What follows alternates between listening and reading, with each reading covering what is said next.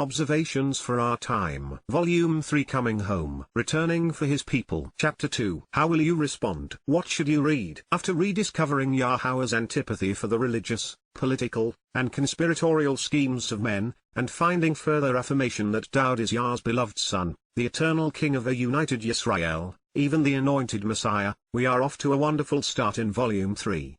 So let's jump right back into the Mizmor, songs where we left off, with Daud dedicating the 4th psalm to his God. A Mizmor, Song of Daud, the beloved Mizmor la Daud, to the enduring leader Lahanazar, on behalf of the everlasting and eternal director who forever endeavors to lead, accompanied by stringed instruments bar nagaina, performed with a harp or lyre. Mizmor, lyrics to be sung, Psalm 4 dedication. Most English Bibles render Nazar as conductor, even though the word means eternal leader, enduring and everlasting director. Methinks Daud was singing to Yahweh, and that he, therefore, dedicated this song to him, and not to a member of his staff. As we move toward the opening lyrics of Daud's song, we ought to be cognizant of several things which might not be immediately obvious. Kara is among Yahowah's favorite words. He uses it to offer us a welcoming invitation to celebrate our relationship with Him 7 times each year, days in which we are encouraged to read and recite His Torah, teaching. Kara also denotes our desire, as well as our God's, to be called out of man's world so that we can live eternally in heaven. It serves as the basis of the title of Yahowah's invitations to be called out and meet, known as the Mikra, or Mikrei in the plural form. When we know Yahowah sufficiently well to ask Him for what He wants to provide, for what He thinks is best for us, we will receive what we are requesting 100% of the time. In this case, David is announcing to Yahowah his desire to be called out of the world of human contrivances and dependencies, such that he can be welcomed into the company of his heavenly Father, all by reading and reciting His word. During the Mikrei we find Yahowah offering a Kara, invitation, and then asking us to honor, respond to Him.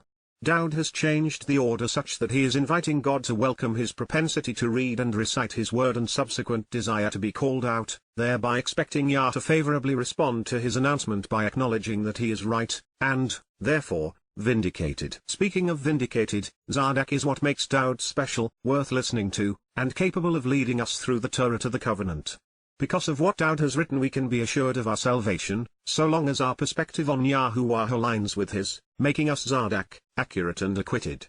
And in this case, Daud is correctly attributing his Zadok, being correct, to Yahowah. With regard to my announcement to be called out, to be invited and welcomed while reading and reciting aloud Bar Karueni, in my summons to meet, and with me being an invited guest, Kal infinitive construct, a literal descriptive noun which denotes purpose, answer me Anueni, reply and respond to me, providing the information I seek, especially as I sing, Almighty God Elohim, of my vindication and of me being right, Sadakeni, of my righteousness and accuracy, my declared innocence and acquittal, my ability to stand upright and prosperity. In the event of trouble, when the area in which I live is narrowed and constrained by Hazar, during times of adversity, of dire straits, of being pent up, confined, and restricted, when sparks are kindled against me and I'm confronted with the sharpened edge of a knife, of distress and anguish during highly unfavorable circumstances, when opposed by openly hostile enemies, you have provided a breadth of opportunities for me, including vastly expanding my dwelling place along with providing ample relief for me, Rachabla Eni. You have offered more than enough room for me to live and maneuver, expanding every spatial dimension for me along with my building my confidence, all while alleviating any anxiety, providing alleviation of all my troubles, and immensely expanding my capacity to know and understand. I feel perfect. Choose to be merciful to me, Chananeni, of your own initiative be kind to me, showing me compassion, choosing to be abundantly generous, treating me favorably, Kal imperative. And Wa choose to listen to Shama, genuinely elect of your own free will to hear, Kal imperative, my reasonable request, Tapelueni, my adoring communication and petition, from Palal, thoughtful meditation and a request for intervention, just intercession based upon an accurate assessment and sound reasoning. Mizmor, lyrics to be sung, Psalm 4, 1. Once again, we'd be remiss if we didn't acknowledge that Zar addresses the time of Jacob's troubles, and thus speaks of the last days. It has been inserted here with the prophetic eye of the ultimate wordsmith. If you recall, in Yeshaya 17 we discovered that the time of Jacob's troubles was ushered in by the narrowing of Jacob Yisrael at the waist, confining the tiny nation such that it was vulnerable to attack. and all of that is incumbent in Zah, right down to the nuance of the trouble commencing congruent with adversarial enemies and hostile foes restricting Daud's people, such that they will be confined in dire straits as a result of having their land narrowed. The remedy is then beautifully submitted, with Rachab revealing that Yahowah can be counted upon to provide a breadth of opportunities, including vastly expanding Daud's, and thus Yisrael's, dwelling space, giving the nation confidence and alleviating their anxiety, all while immensely expanding everyone's capacity to know and understand. That is a treasure in itself. Ever since Paul's poison pen commenced promoting his doctrine of the gospel of grace, it has been wrongly assumed that Shannon, mercy could not be derived from the Torah or found in the Old Testament. Obviously, David disagrees, as does God. It is reasonable to do as David has done, so long as we actually do as Yah's beloved son did, which was to listen to Yahowah by reciting his Torah prior to asking God to listen to him. That way we can be confident that God will respond favorably to our tefillah, adoring petition and reasonable request for intervention based upon a sound assessment of the situation. When Daud was focused on Yah, he was confident and reasonable, a brilliant light in the midst of an ever-darkening world. His significance to us all, and especially to the children of Yisrael, cannot be overstated. In this regard, I have been longing to share what follows. Daud is asking us an extraordinarily important question. Sons of men Benish, children of individuals and the offspring of humankind, for how long Admar, until when, why always and continually shall my significance carve out any, will my enormous value, my manifestation of power, my tremendous gift of overwhelming riches, my abundant reward, my overall honor, respect, and status be depreciated and devalued Kalima, be errantly considered as a source of confusion, such that you fail to trust me, confounding many, ignominiously insulting, dishonoring, mocking, and shamefully scorning me? Will you choose to continually love Achab? Will you prefer, desire, and long to romanticize, to consistently show such affection for, electing to show an inclination and attraction toward imperfect paragogic none, literal and genuine, continual and consistent, expression of volition vain delusions which have no basis in fact, worthless myths, empty lies, and the idle plans and troubling schemes of those without merit, seeking bakash, searching and looking for, trying to learn about, procuring information regarding, investigating and inquiring about, even conspiring to rebel as a result of Peel imperfect, the object continually suffers the effect of the irrational lies of false gods Kazab, the deceptive things and misconceptions associated with pagan deities which are untrue and will disappoint, the deceitful delusions which are contrary to reality whereby the betrayed worship falsehood by believing liars. Pause now and contemplate this seller, reflect on this highlighted interruption of the lyrics so as to reject and repudiate this knowing that you were ransomed from this, bought and paid for. Mizmor, lyrics to be sung, Psalm 4, 2. Among the greatest tragedies man has suffered over the past 3,000 years is the relentless attacks that have been fought to discount Daud's life and lyrics. Christians, Jews, and Muslims have been seduced by Paul, Akiba, and Muhammad into believing, even adoring, worthless lies which have no basis in fact instead of simply considering what Yah inspired his Mashiach Melech, Nabi, Zmak, Wa Ben to write. No one had more to say about what actually matters in life. No one is more credible for those seeking to know God. No one has better credentials or is as readily proven correct. It is long past time the world stops depreciating and devaluing Daud's significance, especially Israel. It's time that everyone the world over comes to realize that they have been played for fools, having been fed a steady stream of toxic lies, and have as a result come to romanticize delusions and deceptions that are sure to disappoint. None are worse than the notion that Yahowah's name cannot be pronounced, that he is the Lord, that his Torah is comprised of laws, or that there is an oral version in addition to what God gave Moshe.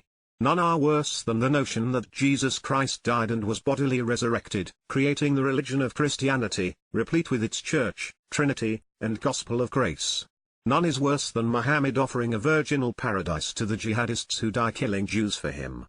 None is worse than the notion that man evolved from the spontaneous and random generation of life and that he knows the truth. While it is your choice, Yisrael, Yahowah wants you to realize that your faith in your race, your culture, your rabbis, your nation, your government, your military, and your superior intellect has been ineffective. You love what you should hate and hate what you should love. Let there be no doubt our quest to know, understand, and live with God has been illuminated by the words he inspired men to write. When we correctly attribute the set-apart spirit and Yahusha to Yahowah, seeing each as a diminished manifestation of Yah, there is a short list of prophets through whom Yahowah spoke. Of these, two stand out above all others: Uoshe and Dowd. Both men wrote and conveyed the word of God. Both led God's people. Both spoke for God. They were both extraordinary prophets. They were also shepherds.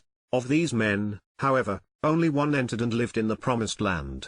Only one was Mashiach, anointed by Yahowah, from which the title Messiah was transliterated.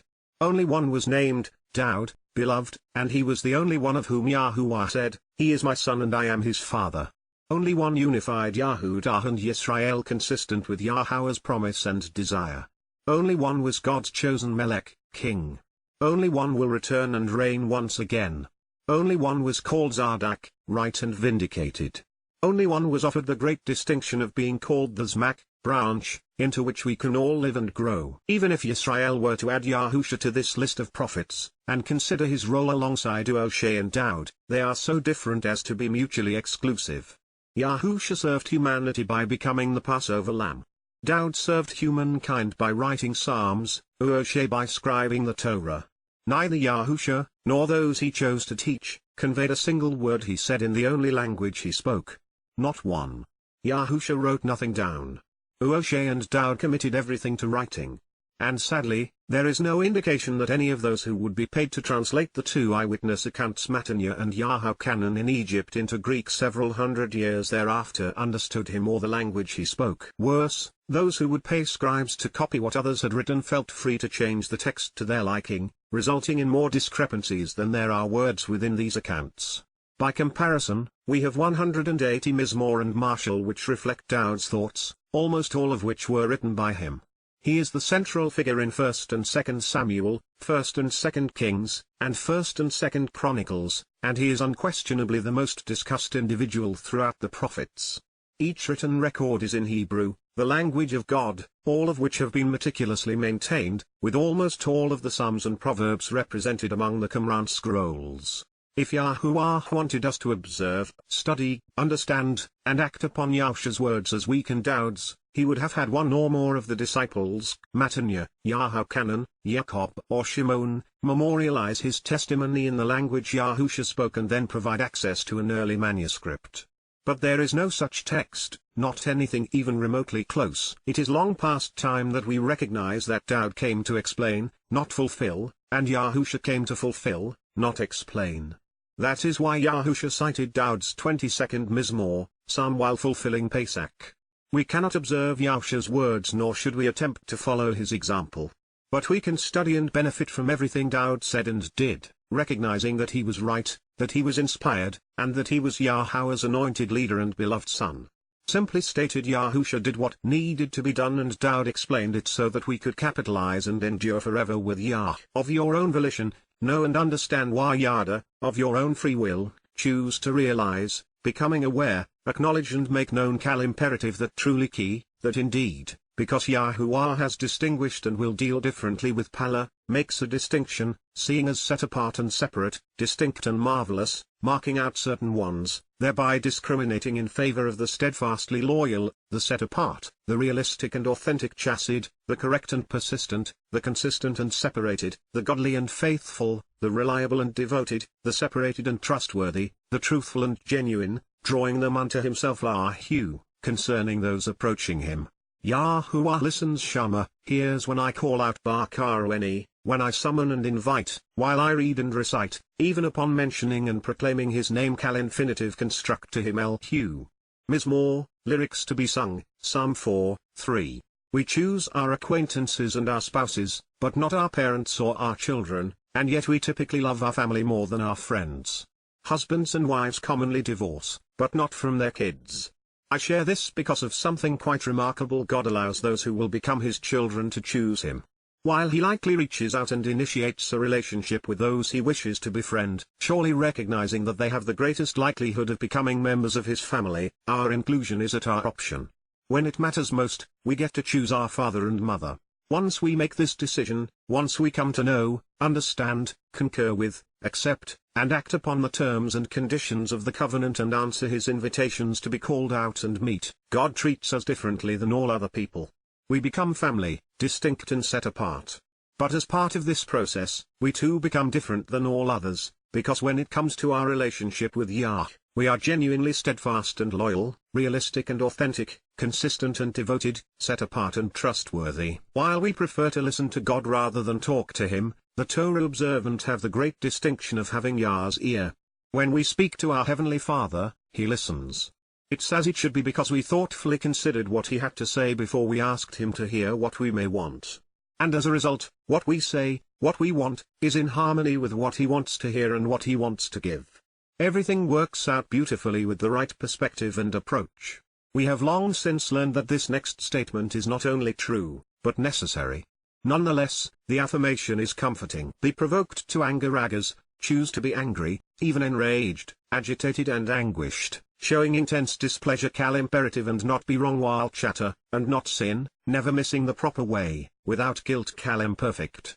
Choose to speak elect to provide answers and declarative statements imperative with regard to your conscience, based upon your intellect, and thus from the heart exercising good judgment balibabatum, coming across as intelligent, as someone who has the capacity to understand, and from your mind, continuing until you lie down al-mishkabata, proceeding and drawing it out until you go to bed, from mashak, to prolong and draw out, then be silent wadamam, then cease and be quiet imperative. Pause and contemplate this selah, reflect on this highlighted interruption of the lyrics so as to reject and repudiate this knowing that you were ransomed from this, bought and paid for. Mizmor, lyrics to be sung, Psalm 4:4. To love, to be right, to be compassionate, to be just and moral, to be part of Yah's family, there is much to hate. Speaking forthrightly against that which is wrong is a virtue when it is intelligently presented after using our conscience to exercise good judgment. But then when it is said, let it go. Don't let it linger through the night. Say it. Drop it. Our words will either be well received and make a difference or no amount of them will change anything. It's important that we celebrate the 7 Mod Mikrei, doing so correctly, which is with an accurate assessment of what each represents. Then we simply put our trust and confidence in the one who authored and enabled this path, talking the talk and walking the walk. Offer appropriate sacrifices zebach, properly prepare the sacrificial animal for the feast imperative the correct way zadak, honestly and accurately, in accord with the standard, seeking to be innocent and to prosper and put your confidence and trust wabetaj, confide in and rely upon imperative in Yahowah. Mizmor, lyrics to be sung, Psalm 4:5. As I ponder the landscape, I don't think that what follows has occurred to the degree stipulated here. Therefore, this is speaking of another day, and perhaps of Daud's return. A great many a very substantial number will ask will question, state, and say, whom what, when, how will choose to reveal to us Ra-Ananu will want to show us such that we can see, observe, consider, and perceive Hifil Jussif. The object is engaged by the subject such that they act similarly under the auspices of third-person volition something good, something useful and beneficial tobe, something of value which is mutually agreeable, something suitable and desirable, beautiful and pleasing, joyful and festive, something which makes sense which is enriching and empowering. So we should genuinely want you to choose to lift up Nessa. It is, therefore, our desire that you decide to raise and bear, longing to make prominent, sustained and enduring imperative paragogic hecohortative, literally and genuinely expressing volition in the second and first person while showing respect and conveying emphasis the light or, the shining brilliance, the luminous and enlightening nature of your presence panuata, of your appearance and face upon us alananu, near and among us, before us and toward us, on and over us, very close to us Yahowah. Mizmor, lyrics to be sung, Psalm 4:6. Daud has answered this, the ultimate question, over and over again within his Mizmor and Marshal.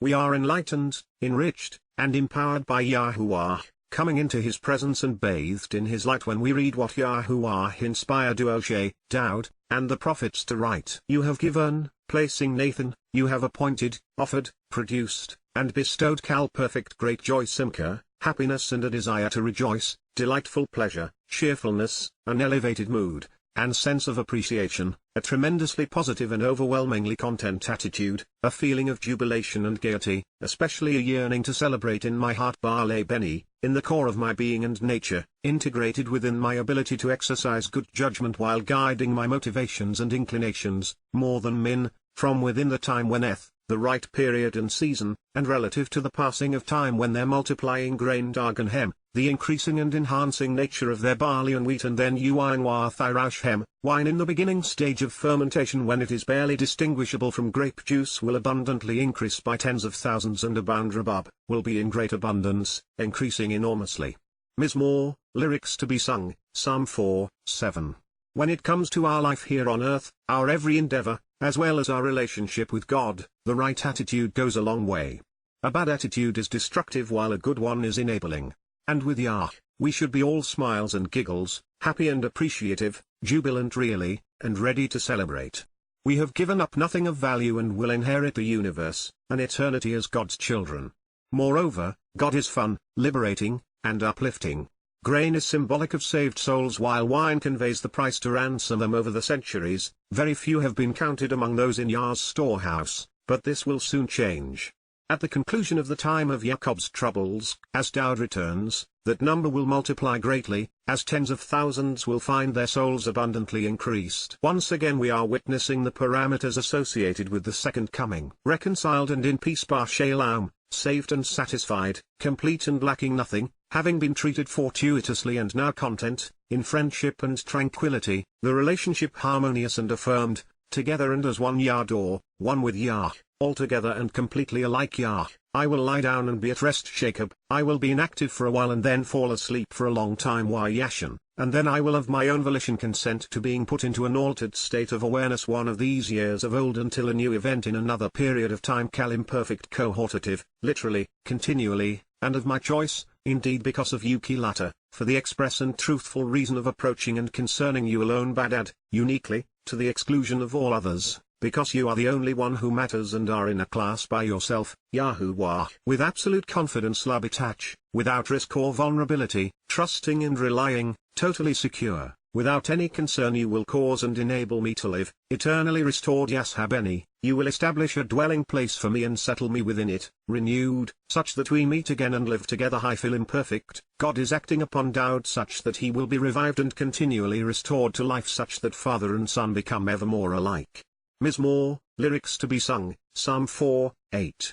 Reconciled with Yahowah and satisfied with his life, lacking for nothing, Dowd's spirit was willingly put into a state of suspended animation. And yet he knows, as should we, that he will be awakened and live again, eternally restored. With absolute confidence we can trust Yahowah that he will re-establish Dowd's home, renewing it such that this man and his God may live together as father and son. Consider this declaration your invitation to join them. May we all benefit from these inspiring words. With regard to my announcement to be called out, to be invited and welcomed while reading and reciting aloud, answer me, providing the information I seek, especially as I sing, Almighty God of my vindication and of me being right, of my righteousness and accuracy, my declared innocence and acquittal, my ability to stand upright and my prosperity. In the event of trouble, when the area in which I live is narrowed and constrained, during times of adversity when I'm pent up, confined, and restricted during highly unfavorable circumstances before openly hostile enemies, you have provided a breadth of opportunities for me, including vastly expanding my dwelling place along with providing ample relief for me, offering more than enough room for me to live and maneuver, expanding every spatial dimension for me along with my building my confidence, while immensely expanding my capacity to know and understand. Choose to be merciful to me and supportive of me of your own initiative. And choose to listen to my reasonable request and adoring communication. 4:1. Sons of men, for how long shall my significance and enormous value, my manifestation of power and gift of overwhelming riches, my overall respect and status be depreciated and devalued, errantly considered as a source of confusion, confounding many? Will you choose to continually love, prefer, desire, and romanticize, showing such affection for vain delusions which have no basis in fact, worthless myths, and empty lies, seeking after the irrational lies of false gods, the deceptive things and misconceptions associated with pagan deities which are untrue and will disappoint, whereby betrayed, you worship falsehood by believing liars. Pause now and contemplate this knowing that you were ransomed from this. 4:2. Of your own volition, know and understand, choosing to realize, becoming aware, acknowledging and making known that truly Yahowah has distinguished and will deal differently with the steadfastly loyal, set apart, realistic, and authentic, drawing them unto himself. Yahowah listens when I call out while I read and recite, even upon mentioning and proclaiming his name to him. 4:3 Be provoked to anger, even enraged, showing intense displeasure, and not be wrong. Choose to speak with regard to your conscience, based upon your intellect, and thus from the heart exercising good judgment, continuing to do so until you go to bed. Then be quiet, still, and silent. Pause and contemplate this, reflecting upon the lyrics so as to reject and repudiate that which is wrong. 4:4 Offer appropriate sacrifices the correct way, seeking to be innocent and to prosper, and put your confidence and trust in Yahowah. 4:5 A great many will ask, who will choose to reveal to us such that we can behold, observe, and consider something good, something useful and beneficial, something of value which is mutually agreeable, something suitable and desirable, something which makes sense, which is enriching and empowering. So we should genuinely want you to choose to lift up the prominent and enduring light of your presence upon us, Yahowah. 4:6 You have given, appointing and bestowing great joy, a sense of appreciation, and especially a yearning to celebrate in my heart, such that it is integrated within my ability to exercise good judgment while guiding my motivations and inclinations, more than the time when the increasing and enhancing nature of their grain as well as their new wine will abundantly increase by tens of thousands and abound in great abundance. 4:7 Reconciled and in peace, saved and satisfied, complete and lacking nothing, having been treated fortuitously and now content, in friendship and tranquility, the relationship harmonious and affirmed, together and as one with Yah and completely alike Yah. I will lie down and be at rest, inactive for a while, and then fall asleep for a long time, of my own volition consent to being put into an altered state of awareness one of these years of old until a new event in another period of time, indeed because of you alone, uniquely, to the exclusion of all others, because you are the only one who matters and are in a class by yourself, Yahowah. With absolute confidence, without risk or vulnerability, trusting and relying, totally secure, without any concern, you will cause and enable me to live, eternally restored, establish in your dwelling place for me such that we meet again and live together forevermore. Mizmor 4:8 Wow! That was a treat for the eyes, ears, and mind. It is with heightened anticipation and enthusiasm that we press on to the fifth of Daud's earth-shattering songs. It's truly amazing, even after all of this time, how much we are continuing to learn. A Mizmor, Song of Daud, the beloved Mizmor la Daud, to the enduring leader Lahanazar, on behalf of the everlasting and eternal director who forever endeavors to lead accompanied by stringed instruments Elhanakaloth, for the woodwind instruments. Mizmor, lyrics to be sung, Psalm 4 dedication. There are few things as memorable or moving than lyrics set to melody, especially when the thoughts are poignant and the music stirring. And while we don't know the notes which underscored these lyrics, and while we cannot replicate the melodious sound of Daud's voice, it's inspiring to know that one day we will be able to listen to him sing these songs for us. I am encouraging you to choose to diligently listen, thoughtfully consider, and then appropriately respond to Arjan. Of your own free will, please pay attention and carefully consider so as to understand, weighing, testing, and pondering each word, giving serious thought to every nuance, because I really want you to offer the proper response after rationally analyzing hyphal imperative paragogic hecohortative, the subject, which could be God or those of us listening, causes the object, Daud's statements to participate in the action, which is to listen, consider, and respond such that we become similar, in first and second person volition while conveying emphasis my words, each meaningful phrase and promise emereni, regarding the things in my sayings and speech, the lyrics and utterances from the branch, even the shortest of them, but especially to my expressive and evocative statements, declarations, and proclamations, a derivation from the root of amar, to say, tell, claim, call, ask, answer, intend, promise, or declare. Yahowah, because I want you to choose to understand bin, may it be our mutual desire to make all of the connections between us so that we fully comprehend everything there is to know, considering the information with our full attention such that we become well informed and properly instructed. Cal imperative paragogic hecohortative, literally desiring a commonality of wills, with the desires of the subject being aligned with the object. My thought process hageni, my meditations, musings, and mutterings and their accompanying and corresponding considered statements and fervent deliberations which can be meaningfully grasped hold of and taken away, even my low whispered cooing like a dove. Mizmor, lyrics to be sung, Psalm 5:1. Arjan can be rendered as simply as listen or hear, as anthropomorphically as ear or give ear, as pedantically as hearken or heed, or as inappropriately and religiously as obey and be obedient. But since it is used a tiny fraction of the time we see Shama, listen, we'd be wise to do as Arjan implies, which is to pay close attention so as to thoughtfully consider, to weigh, test, and rationally evaluate, then prove what is heard so as to respond appropriately. Arjan speaks of diligently listening with a focus on understanding, so as to be informed and intelligently reply. In this case, Arjan was accompanied by the hyphal stem, which has the subject engaging the object in such a way that the object becomes the subject's understudy. As such, I suspect that Yahowah is the subject and that Daud is, therefore, speaking to God. And if so, if Daud is asking Yahowah to choose to engage as Arjan implies, then it is obviously in our interest to Arjan Daud's words, too. We don't often see the imperative and cohortative moods associated with the same verb, but when we do, we are witnessing a mutual expression of free will within the relationship. Daud is saying that what he wants is in sync with what God wants, that their inclinations and wills are similar. The reason this all matters is because this amazing verb was directed at another very rich term.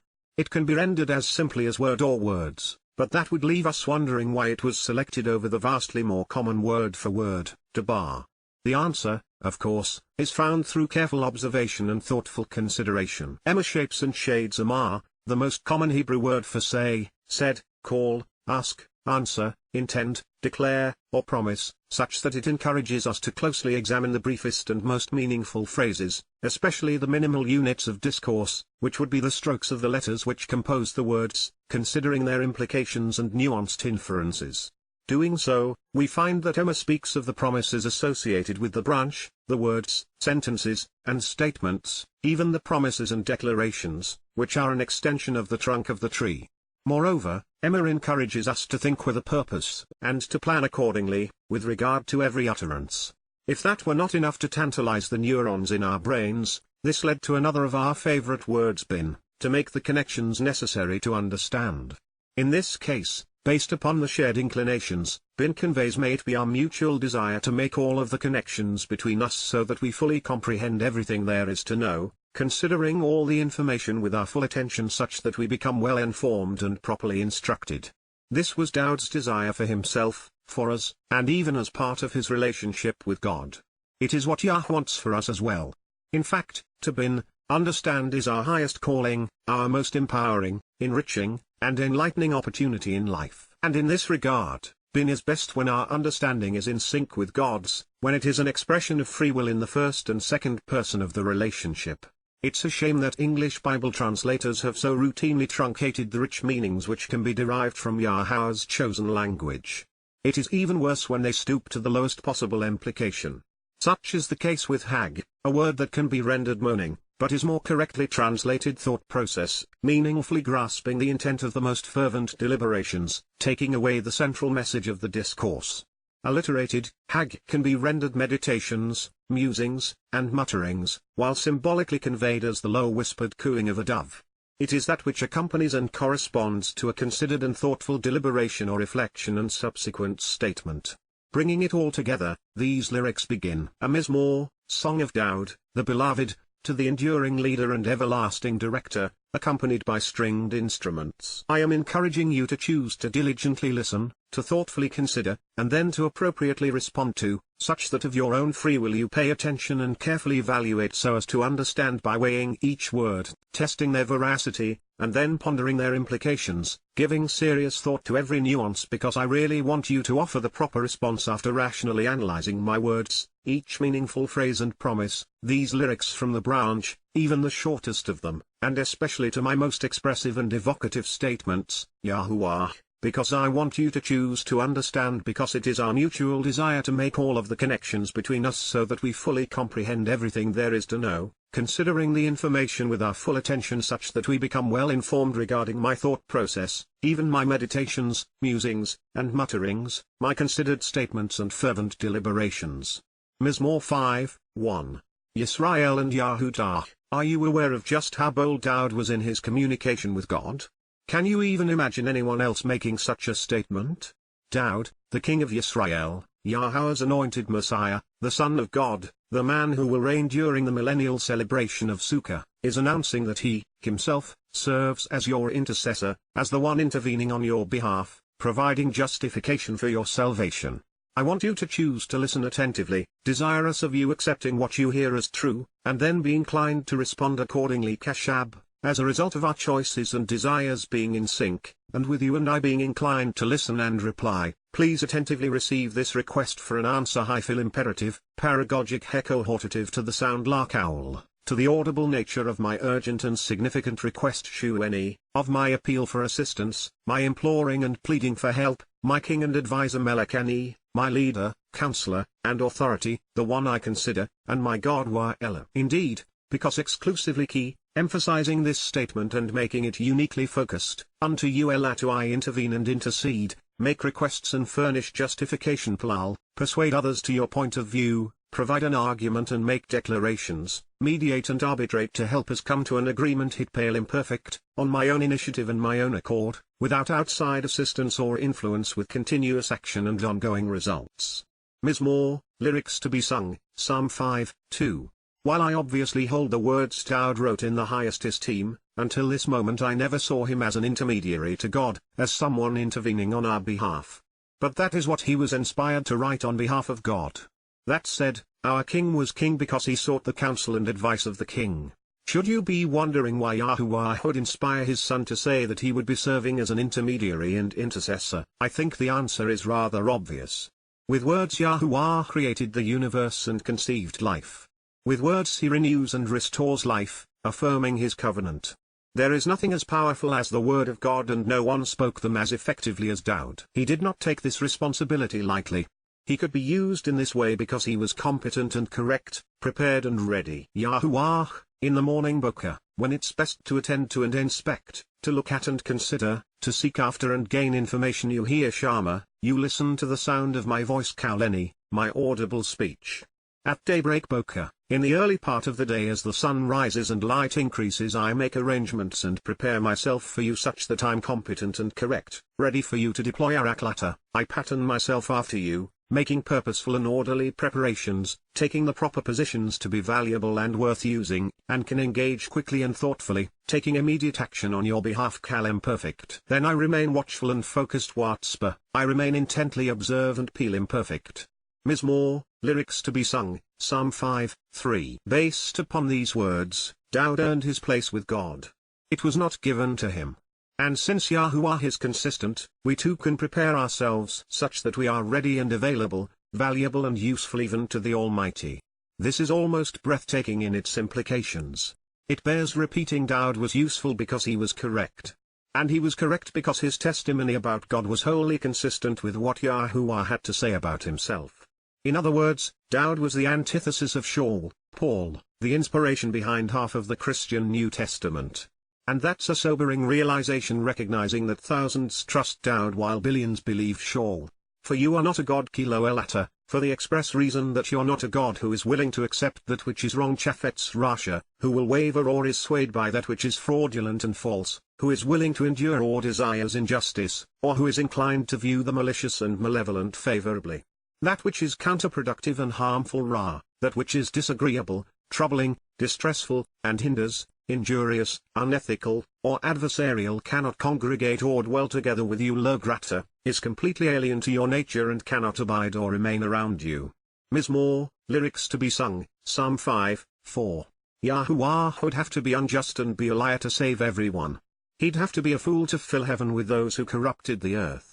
Fortunately, he is neither the arrogant, foolish, nor those who slander lo halal, neither the haughty, improper, nor those lacking respect, neither the boastful, the irrational, nor the thoughtless, nor even the celebrated or renowned can appear or stand. Yazab, can be present before your presence. Nejd Dinata, in your sight or near your appearance. You abhor and are hostile to sane, you detest and loathe, you hate and shun, you do not love nor show any compassion toward all Kol, every one of those who are engaged in, practice, or advance Pal, who work at, perform, carry out, fashion, fabricate, or conspire to promote that which is deceitful or corrupt are when, that which is twisted and perverted encouraging worship, that which is immoral or unfavorable, false and thus damaging to the relationship, idolatrous. Mizmor, lyrics to be sung, Psalm 5:5.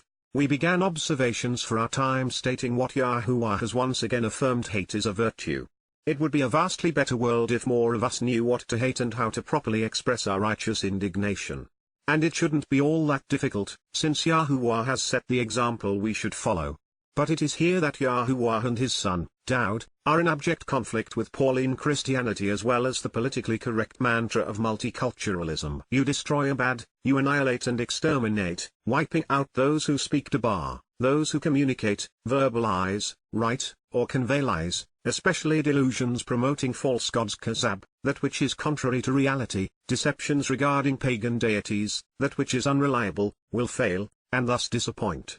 Bloodthirsty individuals damage, bloody and violent men and war deliberately misleading or deceitful men murmur, deceptive and dishonest individuals, those who hold a false perception of reality, especially those who use guile and subtlety, pretending to be truthful, Yahowah sees as repulsive and hates, despises and holds in contempt, sees as vile and rejects, views as an abhorrent abomination. Mizmor, lyrics to be sung, Psalm 5:6. God is not all loving or forgiving. He would cease to be God if he were either. Long ago, when translating the majestic 119th Psalm, Dowd's soaring ode to the Torah, we heard Yah's son tell us that God, himself, couldn't keep him out of heaven because he was carrying his copy of the Torah with him. He is saying something similar here, albeit by acknowledging the nature of the Torah's author.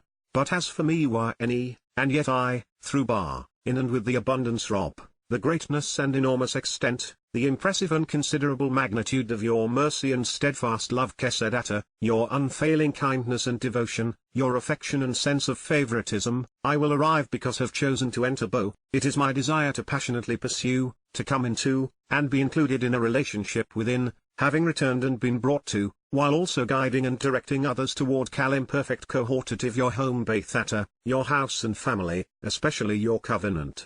I have chosen on my own initiative to make an informative announcement, explaining this verbally, showing and making this known sure, as it is the purpose of your family. It is my desire to consistently and continually speak such that I make it absolutely clear that I have decided to explain what I know as clearly as words allow, in recognition that I'm not being compelled or influenced by anyone or anything. Therefore this proclamation, statement, and message is as a result of my own decision relative to the intent of the covenant hit pale imperfect cohortative jussive, an expression of first and third person volition with ongoing consequences that is the result of personal initiative, whereby the speaker isn't being influenced by anyone else regarding concerning the direction to your set-apart temple and residence Hekel Kodishata, your exclusive home and dwelling place where you prevail and endure with reverence and respect to you by Yaruata, in recognition of your awesome and astonishing nature.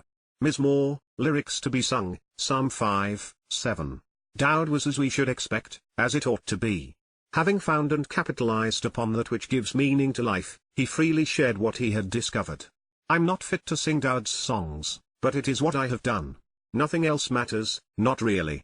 Yes, we have our families and jobs, our hobbies and interests, even the need to attend to the laborious affairs of life, from sleeping to eating, but all of that is like a flower blowing in the wind compared to an eternity with our Creator. There is so much to learn about God, about heaven, about the Torah, about Dowd's and Yahowah's relationship, about the covenant family, about what it means to be set apart, about the Mikrai, about Zion and Moriah, even Yerushalayim, Yahudah, and Yisrael. When we closely examine and carefully consider Yahowah's temple, his earthly abode. Our guide was guided. May it be your will and desire to lead me such that we continue to learn additional reasons to trust one another. Nakweni, please choose to guide me, creating opportunities to direct me to a favorable outcome, relying upon and trusting each other, learning ever more in the process. Imperative, Yahowah, in what you know is right and vindicating Bazar Dakwata, in what you accept as correct and acquitting, just and fair, appropriate and prosperous, honest and true with regard to responding to Laman, with reference to providing answers to, on the account of providing a witness, from honor, to answer and respond, providing testimony. Those who, acting as if an authority, are adversarial and opposed to me show Rareni, the empowered who govern or reign who are averse and hostile to me, my enemies among those who contentiously lord over others. You want to engage with me such that your way is straightforward and right. Yazar, it is your will that you position me such that I become like you, and your path is considered right, on the level, and correct. Imperative, it is Yah's will that he causes Daud to be straightforward and right, whereby Daud becomes ever more similar to Yah in my presence. La Panueni, in front of me, before my appearance and face. Mizmor, lyrics to be sung, Psalm 5, 8. I dare say, this may be among the most important and yet underappreciated prophecies we've encountered. It is bold, unexpected, and affirming all at the same time.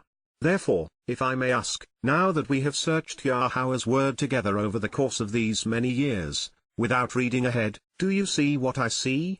I ask because the answer is relevant to how we proceed. This is, after all, the 19th book over the course of 19 years, and there have been 10,000 radio broadcasts. We have investigated and shared many thousands of profound insights together, many of which may not have been considered by anyone prior to our discovery. At issue here is, on the one hand, I don't want anyone to miss out on something Yahowah has to share. The more we know, the more we understand, the better our relationship with him becomes. But, on the other hand, I don't want you to miss the sense of adventure, satisfaction, and growth which comes from personal discovery. And I don't want to wear you down with too much commentary when it may not be needed. Up to this point, I've tried to share as much as I thought prudent, providing everyone with more accurate and amplified translations, and then adding additional insights on the words and their usage elsewhere beyond what can be effectively conveyed within the translations themselves. And at times like this, I'm also drawn to convey how a statement fits within the bigger picture Yahowah is painting, along with conclusions which can be drawn from the proper perspective. Perhaps, the answer to my question is right before us. If you see what I'm seeing, by reading what follows, by way of affirmation, we will have something to share that we both enjoy. And if not, then by walking you through the process, providing a light, a lens, and the proper orientation, with time you'll be out gallivanting through his words on your own initiative. To begin, there are many interesting and pertinent shades to Naka, all of which color Daud's lyrics, some of which rise to a level of chutzpah Yiddish for supreme confidence that is audacious even for him. With the primary definition of Naka in this context, the statement would read, "You choose to lead me because you want to guide me." This rendering, at least apart from the imperative, making it Yah's decision and will to do so, would be well within the normal bounds of what we would expect everyone to say who is Torah observant. Further, since Daud expressed his personal inclination in the previous statement, it makes perfect sense to affirm that it is God's desire to lead and guide those who are committed to proclaiming what they have learned about his home. But where this becomes a bit audacious is with regard to Naka's secondary connotation, which would read, "You choose and want to depend upon and trust me." Naka conveys the idea that both parties in the relationship trust one another and rely upon each other, and can be extrapolated by inference to the point that they are seen leaning on one another based upon their mutual trust, such that by working together they both expect a favorable outcome. This synergistic and relational approach is wholly out of sync with religious perceptions of an all-knowing, all-powerful, omnipresent, and micromanaging God. Such a God does not need anyone to advance his agenda, especially the men and women, who, motivated by fear, are compelled to bow down and worship him. But frankly, the religious perceptions are invalid. To accomplish his purpose, Yahowah not only wants to depend upon men and women like Daud, trusting and relying upon them, he must do so. For God to work independent of man would defeat his entire purpose of creating the universe and conceiving life. Therefore, Daud is right. He is just more supremely confident than the rest of us.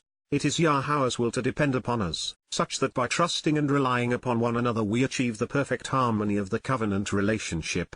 Did you actually believe that God was going to sit around all day and listen to Daud sing and not join in?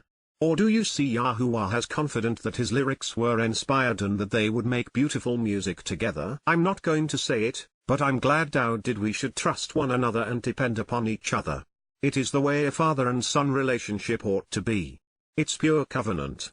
Another fascinating aspect of Naka is that it is considered synonymous with Nashag, which speaks of herding sheep away from captivity to a predetermined destination, from Uitzraim to Yisrael in one incident and out of Babylon to Yisrael in another 3,500 years later. This shepherd, therefore, had a shepherd, a kind and compassionate one, because Naka is also used interchangeably with Nakal, which is to tenderly guide someone away from trouble. Further, Naka is directly related to Nachshon, to comfort and console those receptive to changing their mind, a thought which will rock our world in a few minutes' time. Speaking of guiding us away from trouble, Tzedakah tells the tale of vindication. It provides an acquittal, thereby declaring the defendant not guilty, and thus innocent. Moreover, since lies are harmful, Tzedakah corrects them, leaving us with what is right, even just, fair, honest, appropriate, prosperous, and true.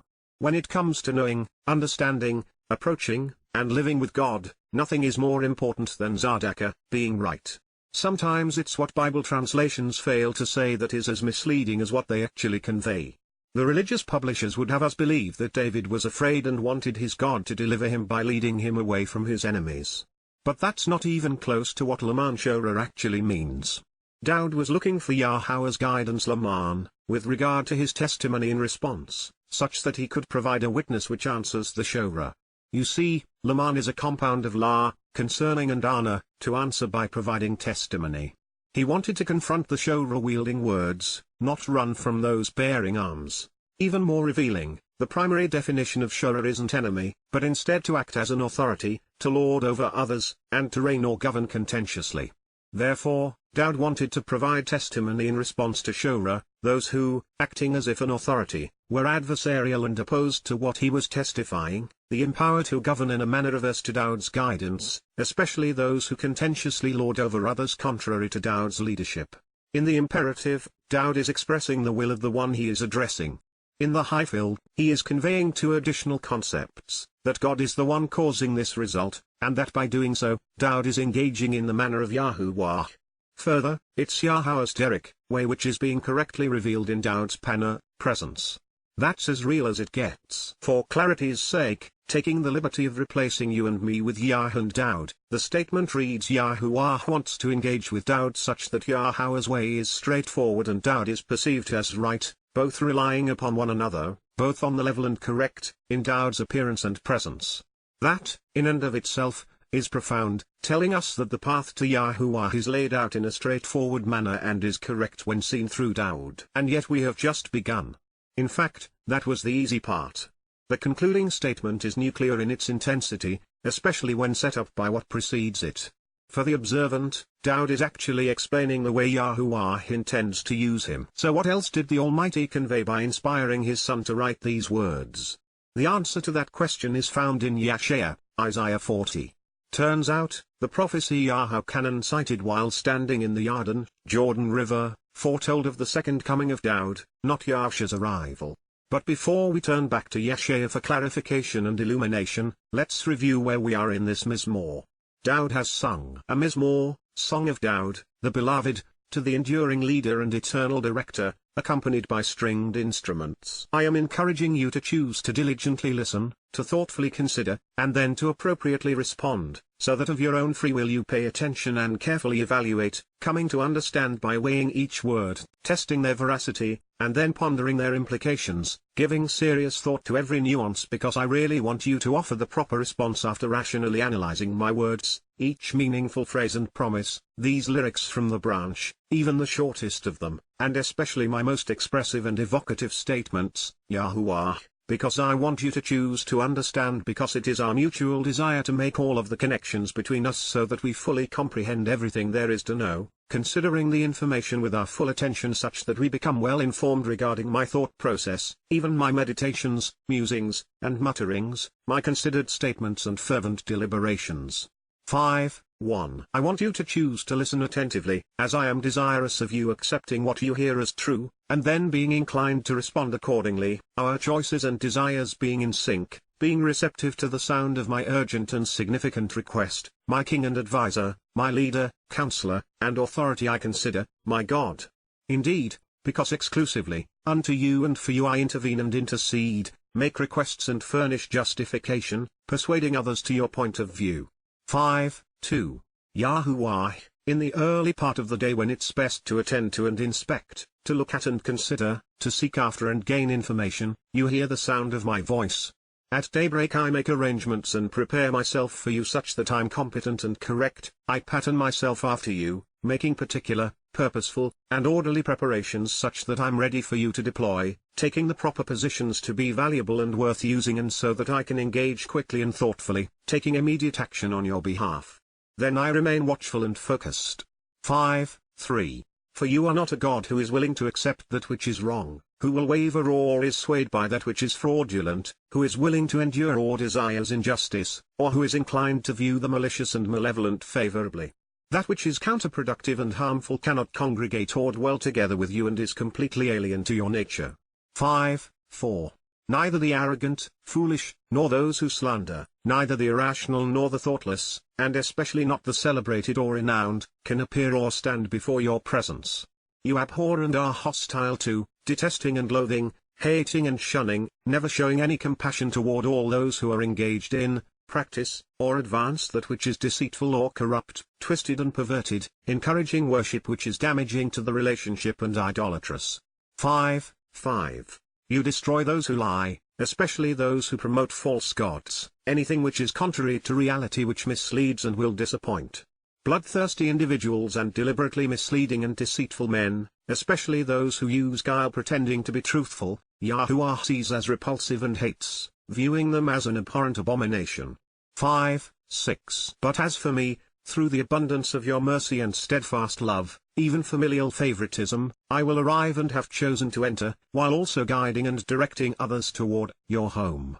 I have chosen on my own initiative to convey an informative announcement, explaining this verbally, showing and making this known, as it is the purpose of your family and my desire to continually speak such that I make it absolutely clear that I have decided to explain what I know as clearly as words allow regarding your set-apart temple and residence with reverence and respect to you. 5:7. May it be your will and desire to lead me such that we continue to learn additional reasons to trust one another, choosing to guide me, creating opportunities to direct me to a favorable outcome, relying upon and trusting each other, learning ever more in the process, Yahowah, in what you know is right and vindicating, appropriate and prosperous, honest and true, with regard to responding and providing answers to those who, acting as if an authority, are adversarial and opposed to me, including the empowered who govern in an averse and hostile manner when compared to me, especially those who contentiously lord over others. You want to engage with me such that your way is straightforward and right, positioning me such that I become like you and your path is considered right, on the level, and correct in my presence.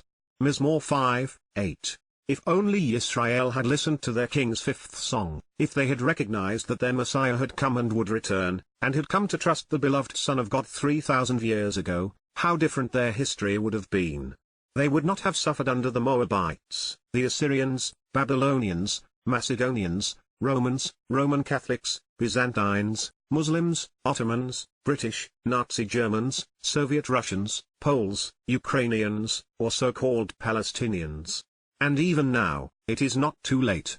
We have previously discovered that the single most cited messianic prophecy, Yeshaya, Isaiah 9:6, a child is born unto us and a son is given to us, actually pertained to the Gibor, mighty and valiant warrior, Daud, addressing his second coming, not Yahusha. And thanks to Mizmor 5, we are being led to reassess the second most cited messianic prophecy, that found on Yahweh canon, the immerser's lips. He said, I am the voice of one calling in the wilderness, make straight the way of the Lord, as said the prophet Esaias. John 1:23 King James Version. While we should have recognized it long ago, his citation of Yeshaya, Isaiah 40:3 was wrongly attributed to Yahusha. It is so obvious when considered in context, we should not have needed doubt to bring it to our attention. With you want to engage with me such that your way is straightforward and right, positioning me such that I become like you and your path is considered right, on the level, and correct in my presence. But the religious are so keen on mining, of doing what Paul incessantly did, which is to truncate and remove a statement from its context, mistranslate it, and then misrepresent its original intent, that this citation is thought to have announced God's arrival circa 30 CE, not 2033 CE. A particularly pathetic example of this is citing John 3:16 to validate Christianity, not recognizing that it appears at the conclusion of a long conversation which began with Yahusha ridiculing a religious leader's ignorance of the Torah. This kind of mining leads believers astray, as is the case with the New Testament's misappropriation of Yeshaya, Isaiah 40:3 in Yahweh canon, John 1:23. That is not to suggest that either Yahowah was wrong in quoting the prophet, should they have actually said or written this citation, but only that it does not apply to their time or to Yahusha. It actually pertains to Daud, and especially to the way Yahowah intends to use him in year 6000 Yeshaya's prophecy is profoundly important to Yahowah's people Yisrael and Yehudah. So now that Daud has brought this to our attention, let's interrupt our review of Mizmor, Psalm 5 long enough to determine the audience to which it was originally addressed, to assess when it will be fulfilled, and to ascertain the change in thinking that will precede this occasion, all while considering the portent of the promise being shared at the same time. Since these questions are all answered in Yeshaya, Isaiah 40, 1-2, let's begin there. Choose to change your thinking and relent, and you will be comforted and consoled Nachum, by electing to reconsider, altering your opinions regarding what is true of your own free will. You will find relief from your sorrows and distress and will be encouraged. Peel imperative, your choices will cause you to experience this result. My people are many, my family therefore, speaking of Yehudah and Yisrael, promises your God Amar Elohim Atom, declares your Almighty One. Yeshaya 40, 1. That is the issue.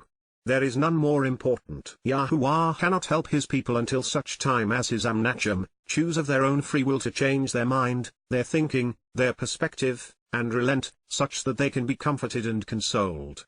By Nachum, electing to reconsider, altering their opinions regarding what is true, they will find relief from their sorrows and distress and they will be encouraged.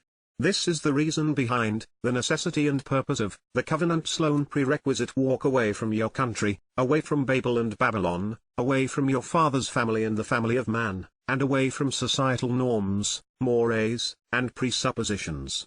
Until and unless this occurs, God remains unknowable and salvation unobtainable. Further, this Amar promise was made to Yahowah's people and family, and not to an unknown Gentile church. The 70% of Israelis and Jews worldwide who are not religious, who define themselves as secularists, are reachable in this regard. If you are counted among them, this message is for you. Speak Dabar, desire to communicate. Peel imperative from the heart, exercising good judgment al-Lab, with the proper intent and motivation, unto Yerushalayim, source from which teaching and guidance regarding reconciliation flows.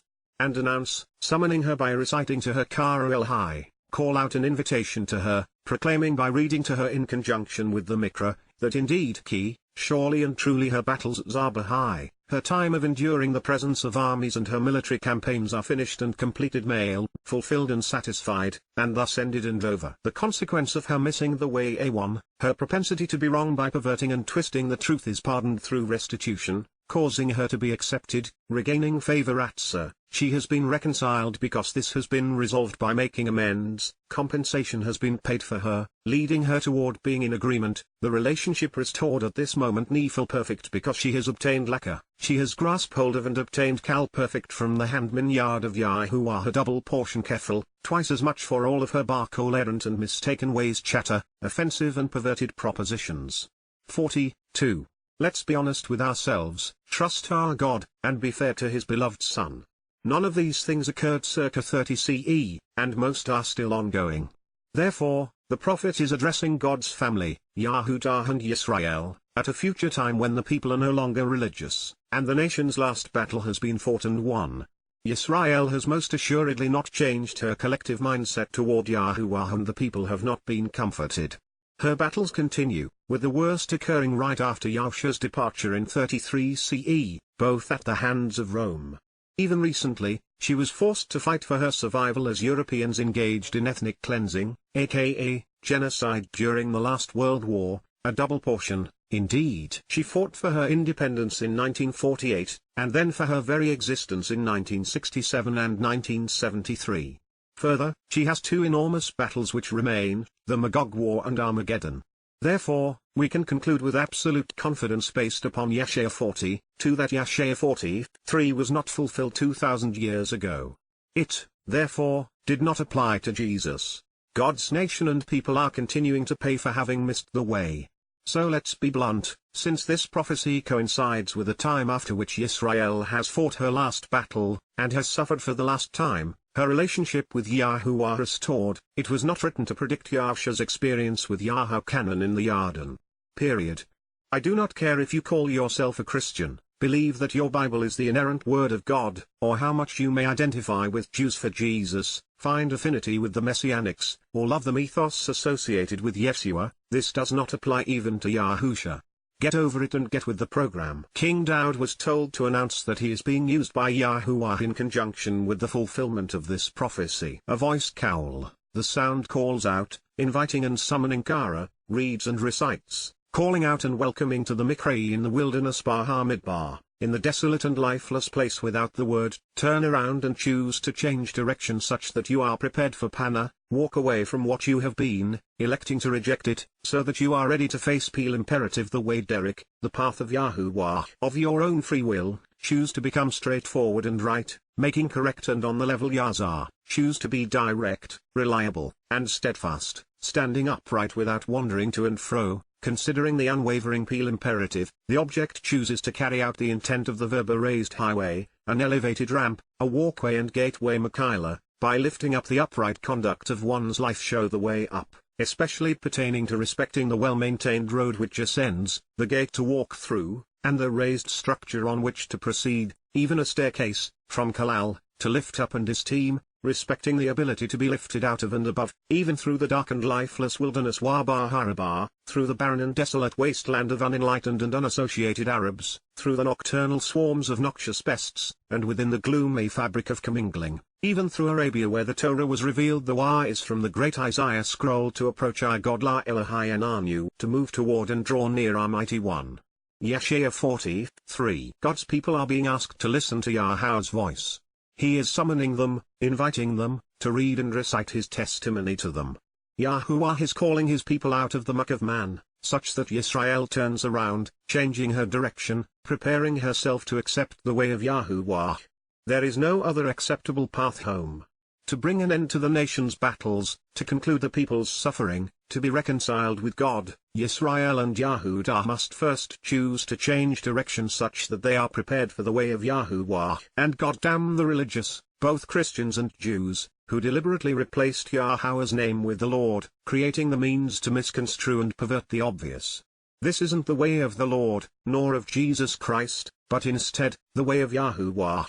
Without directly violating the third statement Yahowah etched on the first of the two tablets, the one that warned us to never negate his name, this prophecy could not have been misappropriated and Jewish and Christian claims would have been truncated. Yahusha opened the doorway to life, but he did not speak of, construct, or ask his disciples to build a highway to heaven.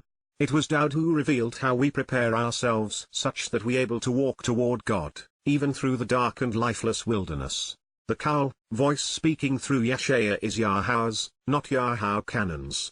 It is Yahowah, in his Torah, who has Kara, invited us to be called out and meet with him so that he can welcome those who read, recite, and proclaim his words during his Mikra. For a long time in our past, and for a short one in our future, the entire world, including Yisrael, has been Midbar, in a lifeless wilderness without the word. Far too few have asked the appropriate questions regarding the my, who, what, why, when, and how of the Debar word. Fortunately, that is beginning to change and you and I are part of this predicted and fortuitous evolution. There are many interrelated ways to render Michaela, especially when we are cognizant that it is derived from Kalal, to lift up and to respect the ability of Yah's way to lift us out of the Arabah, those who are unassociated in the darkness where life is squandered. A Michaela is a raised highway, an elevated ramp, a walkway and gateway, even a staircase. Beyond this, Michaela speaks of lifting up the upright conduct of one's life to show the way up, revealing the gate to walk through to be lifted out of and above the fray for those seeking La Elohai Ananu to approach our God. Since Yahowah has already used Midbar, the primary Hebrew term for wilderness, there is a reason he revealed that the Michaela, raised path would go Harabah, through the barren and desolate wasteland of unenlightened and unassociated Arabs, through the nocturnal swarms of noxious pests, and within the gloomy fabric of commingling. I think that there are three reasons, the first enlightening, the second prophetic, and the third pragmatic. Deprived by conspiracy and choice of an accurate rendering of Yahowah's testimony, the world is a dark place, one in need of the kind of light Yeshaya is providing. Prophetically, the overwhelming preponderance of people surrounding Yisrael are noxious Arabs. And pragmatically, this ascending path must go through Arabia, which is where the Torah was revealed. Back a few pages ago, When I asked if you were seeing what I had seen in Mizmor 5:8, the impetus behind the connections I was forming was the use of Yazar, Derek, and Panna, a derivation of Panna, in Mizmor 5:8, because those are the same words we find in Yeshaya 40:3, the prophecy Yahowah cited. Curious as to whether I was onto something interesting, I read Yahowah's citation as well as the source from which his declaration was taken. When I considered the context within which the prophecy was presented, it was obvious that this was addressing a future event. But not any event, but specifically the one that Dow just announced actually applied to his second coming. This would transpire at the time when Yahowah will obliterate the Gentile nations while reconciling his relationship with Yisrael. I thought that this realization was extremely important, not only for Yisrael, but also for Christians. Affirming the timing and the purpose of this invitation from our God is further derived from the context Yahowah's prophet provided. Every depressed place kol gay, each depression shall be raised nasu, and each war kol elevated place of illicit worship hawa jaibar shall be brought down, shafel, will be leveled. And it shall come to be wahaya, it will come to pass that the insidiously deceitful and deceptive nature of that which is not on the level akop, that which is topsy-turvy, undulating, slippery, and misconstrued, and tends to cause people to teeter, fall away, and go astray shall be clear-cut and leveled out. La Mishor, will be smooth, devoid of potholes, fair and just, even upright and straightforward, the uneven terrain of conspiracies which impede, making the way impassable. Harikek, the binding tethers of enticing collusions, their harmful and rough schemes, even the bumpy ground of intrigue, the snares and plots which hamper and obstruct the way, treacherously blocking the path, being burst open by car, being ripped apart and cracked wide open. Yeshaya 40:4. I invite you to compare these insights to those squandered in English Bibles. It's your decision. Is God pushing mountains into valleys such that the earth becomes uninteresting and flat, or is he preparing it for his return by ridding the world of illicit worship and insidious conspiracies, beginning with those which have served to impede the way of the Mikri? While it may be a stretch, could this refer to bringing down the most uplifted form of illicit worship on earth, the most insidious and deceptive plot ever conceived, Christianity? Is Yahowah leveling a blow at those who have come to worship Jesus Christ as the fullness of the Godhead, as the dead God on a stick? Whether obliterating the insulting nature of this putrid cult, of this rotten outgrowth of Roman culture, is the specific intent of this prediction, one thing is certain: every obstacle religious, political, conspiratorial, and militaristic men have placed over and around Yahowah's way will be wiped away. Places of worship shall be brought down. Depressing places will be raised. Everything will be on the straight and level, such that the way is no longer impeded and impassable.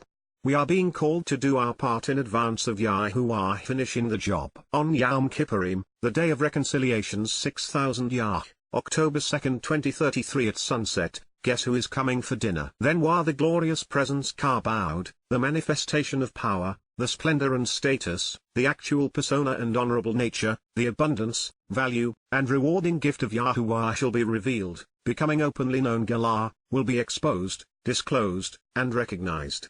Then while the good news will be that every living creature kol basar, all flesh will be gladdened, with every man either announcing or receiving the favorable report will see him Ra, will view, observe, inspect, and understand him all together at the same time. Yador, in unity with Yah, all in one accord, now more alike Yah, exactly at the same moment. This is true and reliable because indeed surely, emphasizing this point, the mouthpiece of Yahowah has spoken it. Debar, has said it, communicating this message and declaring this statement. Yeshaya 40:5. It's a simple question: why is it that so many Christians have been led to believe that the prophecy foretold in Yeshaya 40:3 pertained to the arrival of Jesus Christ when it undeniably and irrefutably names Yahowah? How is it that when only a few thousand living in Yahudah or Yahusha at any one time, that Christians have managed to ignore the fact that this prophecy is fulfilled only when every living creature will see him the world over at the same time? Are Christians ignorant of what God said, or are they hopelessly irrational? How does one believe those who claim to speak for God while contradicting him, as was the case with Paul and every pope after him? Is the Christian faith predicated on cognitive dissonance, their willingness to believe wholly inconsistent, incompatible, and incongruent ideas? Speaking of cognitive dissonance, Christian pastors have a troubling propensity to remove Yeshaya 40:8 from the context of this prophecy, citing it after quoting verses out of Paul's letters. They do so to imply that the false prophet's verbal diarrhea should be considered the word of God which will endure forever when it is so obviously contradictory and adversarial to everything Yahowah conveyed to us. But beyond showing their inability to think, little do Christians know that Yahowah answered Yeshaya's question on what to Torah, read and recite by sharing an allegory Daud had composed 300 years earlier in what may be his most inspiring Mizmor, song, the 103rd.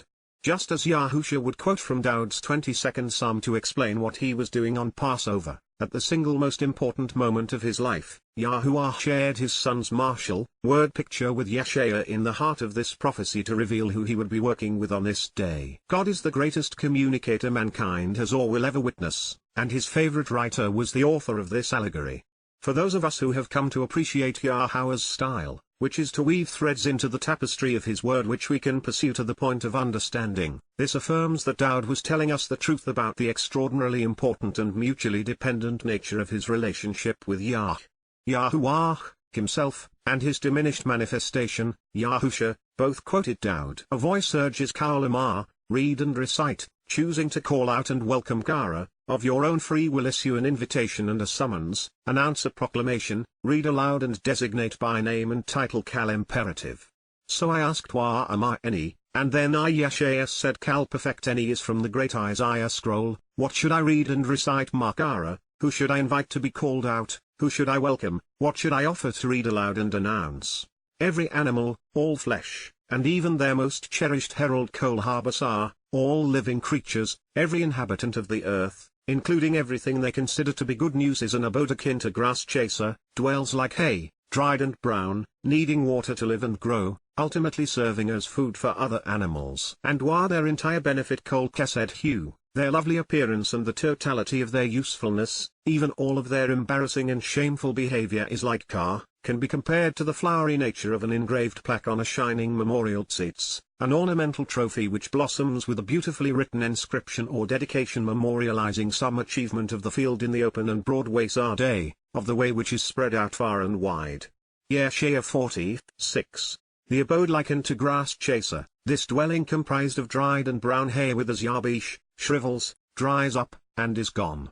The flowery aspect of the engraved plaque on a shining memorial with its written inscription tzitz, the blossom or ornamental trophy memorializing some prior achievement, loses its vitality and fades because it is disdained as foolish nabal, wears out and decays, and is seen as stupid, senseless and contemptible when the spirit kiruwak of Yahowah blows away the forgettable and forgotten Ashab Bar hue, forcefully stirs among the unmemorable, driving them away such that they are no longer recalled. Insightfully and unexpectedly arcan, truthfully, and as a means to reveal causation, the people the families, followers, and nations are an abode akin to grass chaser, a dwelling like hay, dried and brown, needing water to live and grow.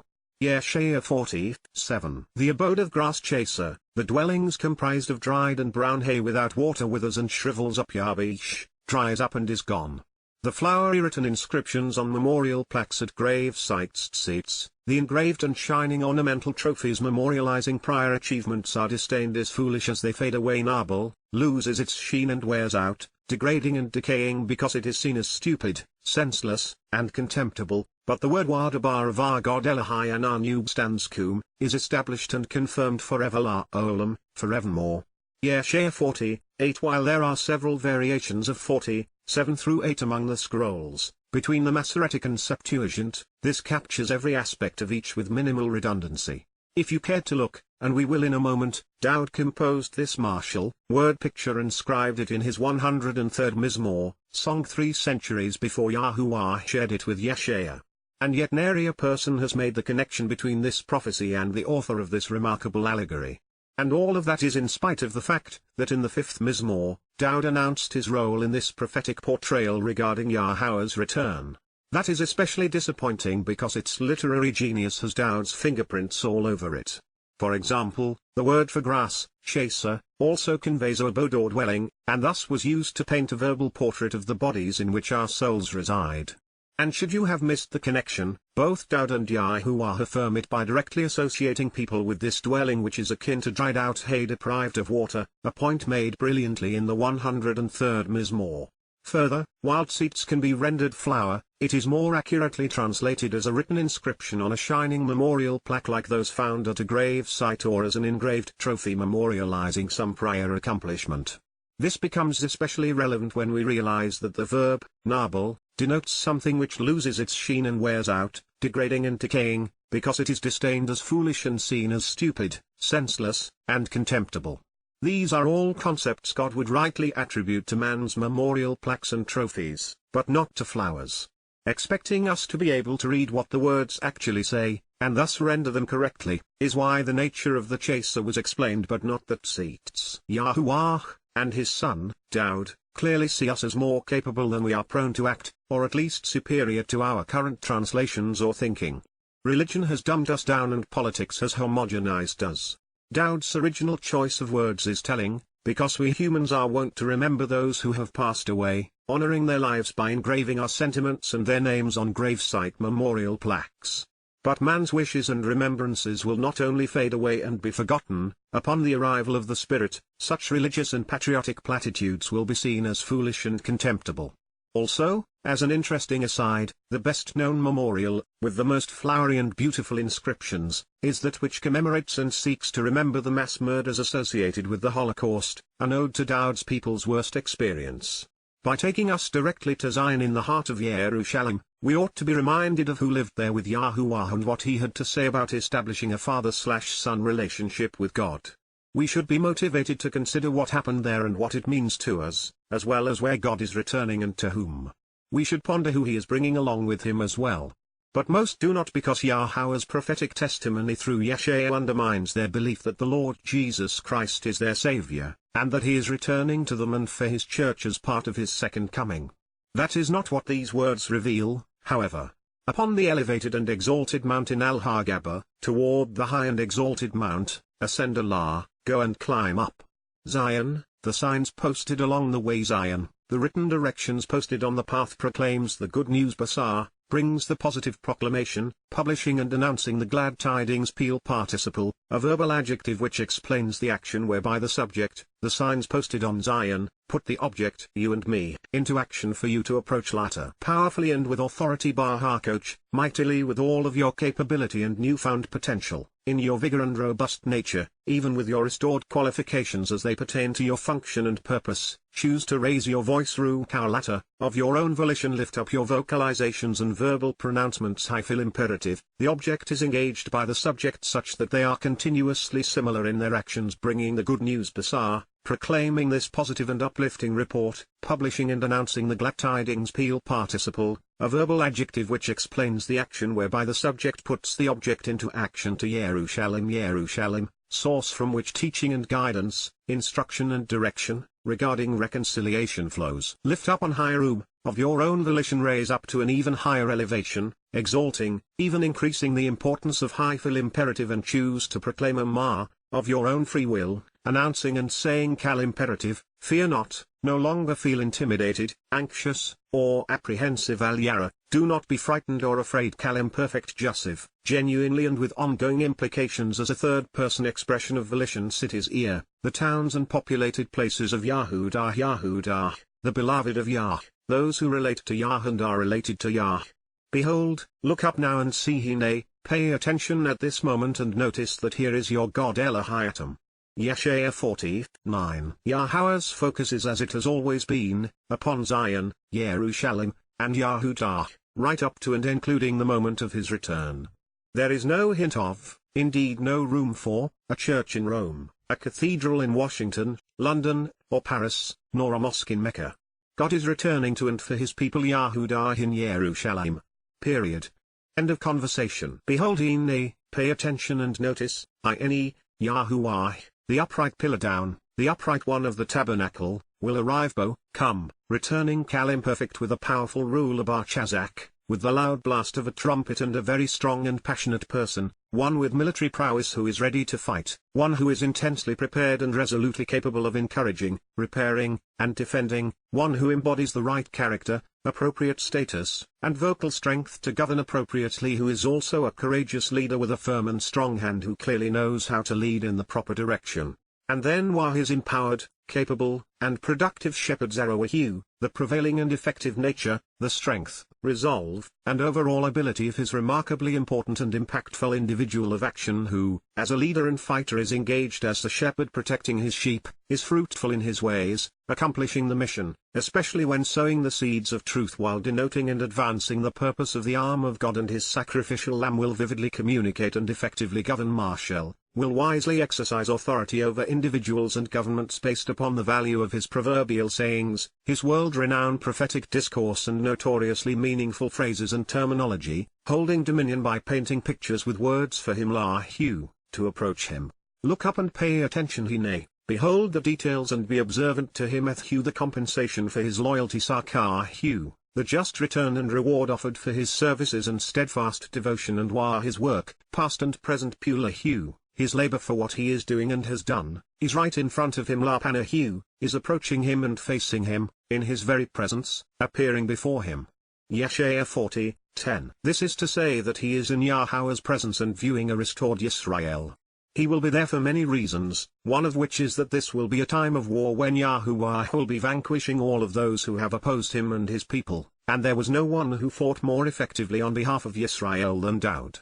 The fact remains, Daud was and is Yahowah's Chazak, most powerful and passionate leader, one with military prowess who was almost always ready to fight to defend the chosen people. Daud was intensely prepared and resolutely capable of encouraging and restoring Yisrael. He manifested the right character, embodied the appropriate status, and clearly possessed the vocal strength to lead and govern appropriately. Before we consider why Daud, along with Uoshe and Yahusha, was included among Yahowah's Yahowah, an empowered, capable, and productive shepherd, let's conclude our review of the Yeshaya 40 prophecy announcing Yahowah's return. In it we find yet another affirmation that it was foretelling the second coming of Daud. While Yahusha once referred to himself as a shepherd, he never tended sheep. Further, Yahusha was the lamb and Daud was the shepherd. Like a shepherd he will tend care for the needs of, leading, feeding, and protecting imperfect, actually, literally, genuinely, and continually his flock those who need his assistance.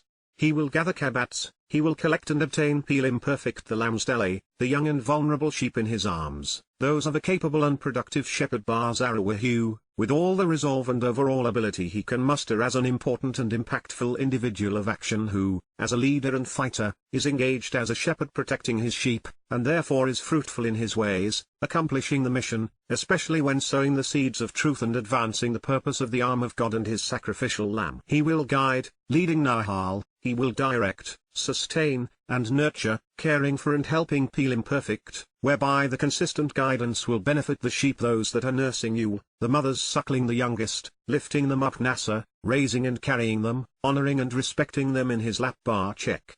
Yeshaya 40:11. As a Eda, shepherd tending God's flock, Daud was the shepherd's shepherd, and thus his Yahowah, capable and productive shepherd. But there is far more to this amazing term that awaits our discovery. It will soon lead to one of the most revealing and affirming statements we have yet encountered. Based upon its use in the Torah Shemoth, Exodus 6, 15, 16, Bamidbar, Numbers 6, 19 and Dabarim, Deuteronomy 4, 34 and 16, 12, even Mizmor, Psalm 77, 15 and Yeshaya, Isaiah 33, 2, Yahowah is used to symbolically present the sacrificial lamb's ability to shoulder our burdens in association with Passover, but not always. Yahowah is based upon Zerah, to sow seeds, and thus denotes the ideas of being productive and fruitful in sowing the seeds of truth, and of conceiving offspring, none were more so than Daud's.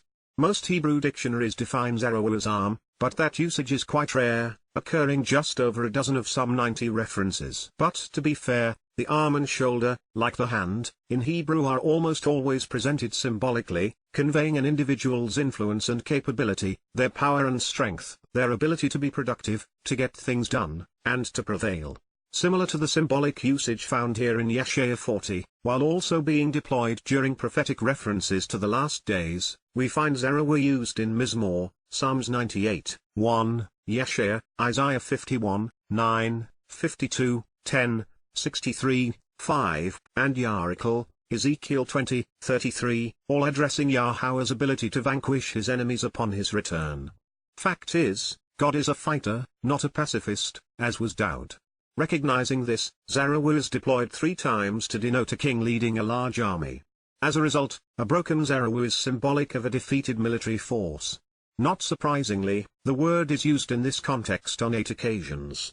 Driving right to the heart of Zeruiah's metaphorical usage in this context, on another occasion it is deployed identically to how we see it used here in Yahshua 40. In both, Zeruiah describes the role of a particularly important individual in God's sight, one who is empowered and capable, a productive fighter who consistently prevails when defending his people from those who would harm them, a shepherd guiding his sheep, a man of strength and resolve, an individual of action whose overall character, ability, and impactful nature enable him to be fruitful, sowing the seeds of truth, especially when denoting the purpose of the arm of God and his sacrificial lamb.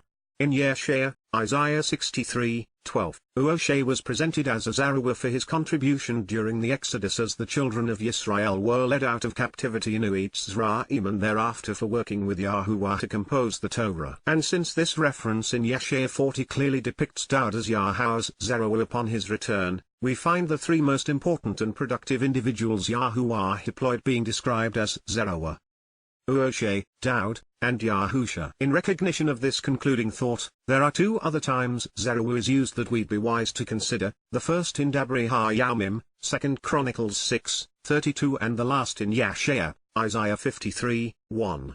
Before we dive into the last of these, please keep at the forefront of your mind, that 2 of Yahowah's 3 Zeruiah, Daud and Yahusha, share many things in common, including God referring to both as his son. They are both branches. One was Mashiach by Yah and the other was predicted to be Mashiach by Daniel. One was king of Yisrael and the other was called as much by Rome's governor. They were both resolutely Torah observant. Therefore, both Daud and Yahusha serve alongside Uoshe as Yahowah's Zeruiah, as the strong arm, empowered shepherd, and sacrificial lamb of God. This then speaks of someone to whom Yahowah has made this realization known, someone who has clearly conveyed the identity of the Zeruiah, while also seeking to establish and verify the point of the prophetic message Yahowah was conveying through Yahshua. Whom I has come to establish, verified, and prove a man, has reliably, confidently, and dependably demonstrated as true. I will perfect the point of our message from far away La Shamur and Anu. The report of information and news from Yahowah through Yeshua while in a different geographical area, and then announced it to others.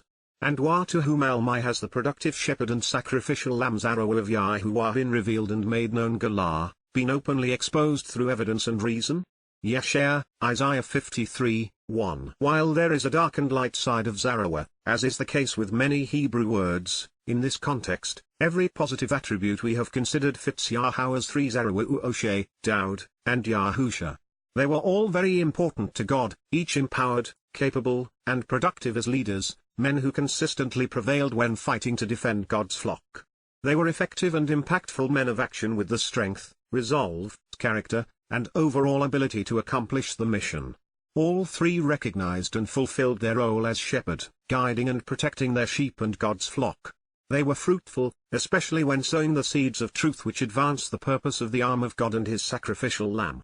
While I do not feel comfortable even attempting to answer the question posed by Yah, since the truth established and insights revealed by this anonymous individual were worth noting, I would encourage readers to search to find and study any and every resource which has correctly identified the Zeruiah with Uoshe, Daud, and Yahusha while at the same time establishing, verifying, and proving the point of Yahowah's message as it was revealed through Yahshua. The truth will set you free. Here, then, is the second of these for your consideration. The words we are about to read were spoken by Shalemach, reconciliation, Solomon, Daud's son, upon the completion and dedication of Yahowah's family home.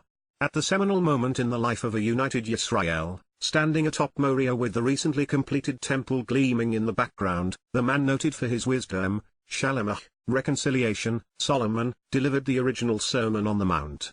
He was dedicating the building Yahowah had designed to present the Ark of the Covenant and original autograph of the Torah Uoshe had scribed. With Jacob's descendants gathered before him, and speaking of the promises Yahowah had made to his father, desirous of guiding his people's footsteps, he used an especially descriptive term, Nakri, a foreigner from a distant place and time speaking a different language. who, as a result of being observant, would come to understand, to tell the children of Israel exactly how they should respond to the words this individual would write on their behalf.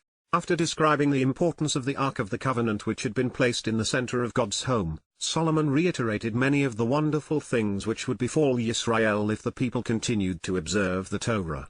But knowing they wouldn't, he said the following: Therefore Wagam, also and in addition, regarding someone else, an observant foreigner from a different ethnicity and geographic location who will come to understand Hanakri, someone from a different place and culture, speaking a different language, who, having paid attention will comprehend, from Naka, someone who, by being observant and discerning will come to recognize, acknowledge, and become acquainted with and then grasp something which deserves our highest regard and respect, who, to show the way to the benefits of the relationship Asher, who to reveal the correct and restrictive path to walk to get the most out of life is not of your people lo minamata, this Yisrael hu. He will come wabo, he will arrive and enter the scene from a distant country in a distant time minares rachuk, out of a land a great distance from Yisrael and following a long interval of time for the express purpose of being a witness and providing answers regarding Laman, for the sake of responding and replying to, providing testimony as a witness with the express intent and purpose of revealing your Atta, Yahowah's surprisingly important Hagadal, tremendously empowering and distinguished,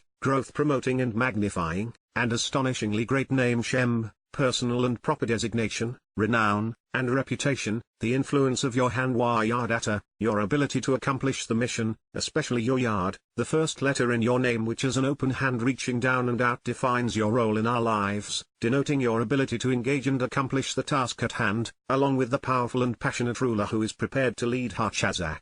The very strong and influential individual with a fighting spirit who is ready and able to protect his people from those who would otherwise seek to harm them, the one who is intensely prepared and resolutely capable of encouraging, repairing, and defending his extended family, the one who embodies the right character, appropriate status, and speaking ability to govern appropriately with a firm and strong hand, who clearly knows how to lead in the proper direction, and while the protective and productive shepherd Zerawahu, the prevailing and effective nature, the strength, resolve, and overall ability of this remarkably important and impactful individual of action who, as a leader and fighter is engaged as the shepherd protecting his sheep, is fruitful in his ways, accomplishing the mission, especially when sowing the seeds of truth while denoting and advancing the purpose of the arm of God and his sacrificial lamb whom you have extended at Ahanata, through whom you have stretched and reached out.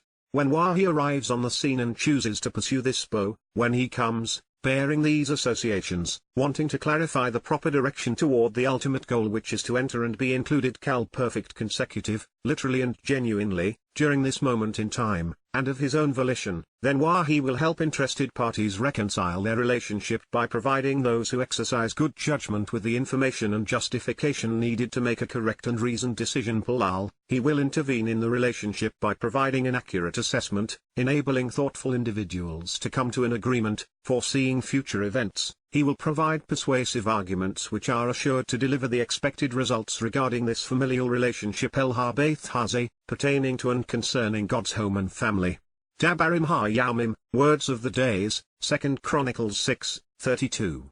When you hear it out of the heavens, coming out of the atmosphere Watashama min Ha-Shamaim, listen to what comes from the spiritual realm by way of the sky from radio waves and especially satellite-based broadband internet connections within the location where you live min Makan Yasabata, within the place you are located and dwell, then why engage and act accordingly, doing everything asakakol, under the auspices of free will, endeavor to expend the considerable effort required to receive all the benefits, doing everything consistent with the example and pattern he has set perfect consecutive which, to show the way Asher, that, to reveal the proper path to get the most out of life and receive the benefits associated with the relationship, the foreigner from a different ethnicity and geographic location Hanakri, this anonymous man from a different place and culture, speaking a different language has invited you to read Kara El-Atta, has proclaimed and offered to you about God, he has recited to you, summoning you to it, calling you out to meet with and be welcomed by God Kalim Perfect, for the express purpose of being a witness providing answers such that Laman, for the sake of responding to, providing testimony with the express intent and purpose of revelation such that all peoples of the earth Kolam Ha-Eres, everyone, every family and nation of the material realm will have a genuine and ongoing opportunity to become familiar with Yada, to know, acknowledge, accept, and understand Yada, will be shown and find, becoming aware of Yada and familiar with as a result of the revelation and have the means to comprehend Kalim perfect your name Shemata, therefore, your proper designation and actual reputation, coming to respect and revere you al once revitalized, approach your awesome nature simultaneously along with Ka, concurrently with your people Ammata, Yisrael, individuals who struggle and wrestle or engage and endure with God. And also so that while they may know Yada, they might acknowledge, accept, and understand that truthfully assuredly your family and this house al-Habayth Hazeh, that your home, which to reveal the correct path to walk to give life meaning that Asher, to show the way to benefit from the relationship I have built for the family Bana, I Shalom have constructed for the generations, for the son and the son's son is designated and called Kara, is summoned and received, proclaimed and appointed, and especially called out and welcomed by your name Shemata, by your proper designation, your reputation and renown. Dabarim ha-Yamim, words of the days, 2 Chronicles 6:33. God isn't kidding around with any of this, nor should we.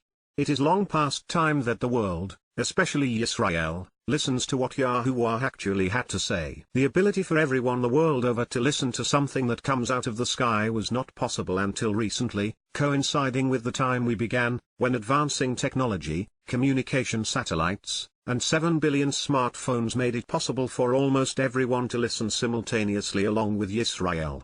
Other than Yahowah speaking to directly in his own voice to all humanity, which isn't possible in this context because he's not an Akri, foreigner. Imagine the wonderment in the minds of those listening to Solomon 3,000 years ago, trying to ascertain how this could even be possible. If God, himself, is not the voice out of the sky, then how would everyone on earth be able to listen and benefit concurrently? And why, they may have wondered, would God want to speak through a foreigner to Yisrael and Goyim concurrently, from outside of Yisrael, and in a language other than Hebrew? It's an amazing prophecy, and yet now, since this capability is so integrated into our lives, with the average individual spending 7 hours a day listening, looking, and reading that which they have selected from the cloud, the fulfillment appears almost mundane. But still, consider the unlikely intersection of someone thousands of years and thousands of miles from Yisrael, a complete stranger in a different place and time, becoming so enthralled with Yahowah's words that he would compose 7,000 pages of insights on the Torah, Mikra, and Berith, all gleaned by translating Yahowah's word into the lingua franca of the world, the language spoken by more Yahudim than Hebrew, somehow stumbling upon the realization that Daud is the son of God, Yahowah's Mashiach Melech, which is why he is the one returning. Then at the same time, what is the likelihood of him figuring out that Uoshe, Daud, and Yahusha are all Zarawa, and then produce 7,000 internet-based audio programs sharing what he had learned,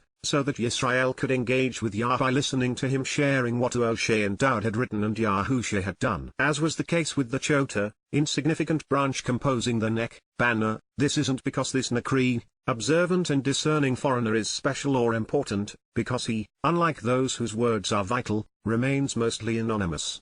He is simply doing what Solomon did on this day, citing the promises Yahowah made to Uoshe and Daud. 3,000 years ago Yahowah revealed that he would use a Gentile to reach his people and call them home.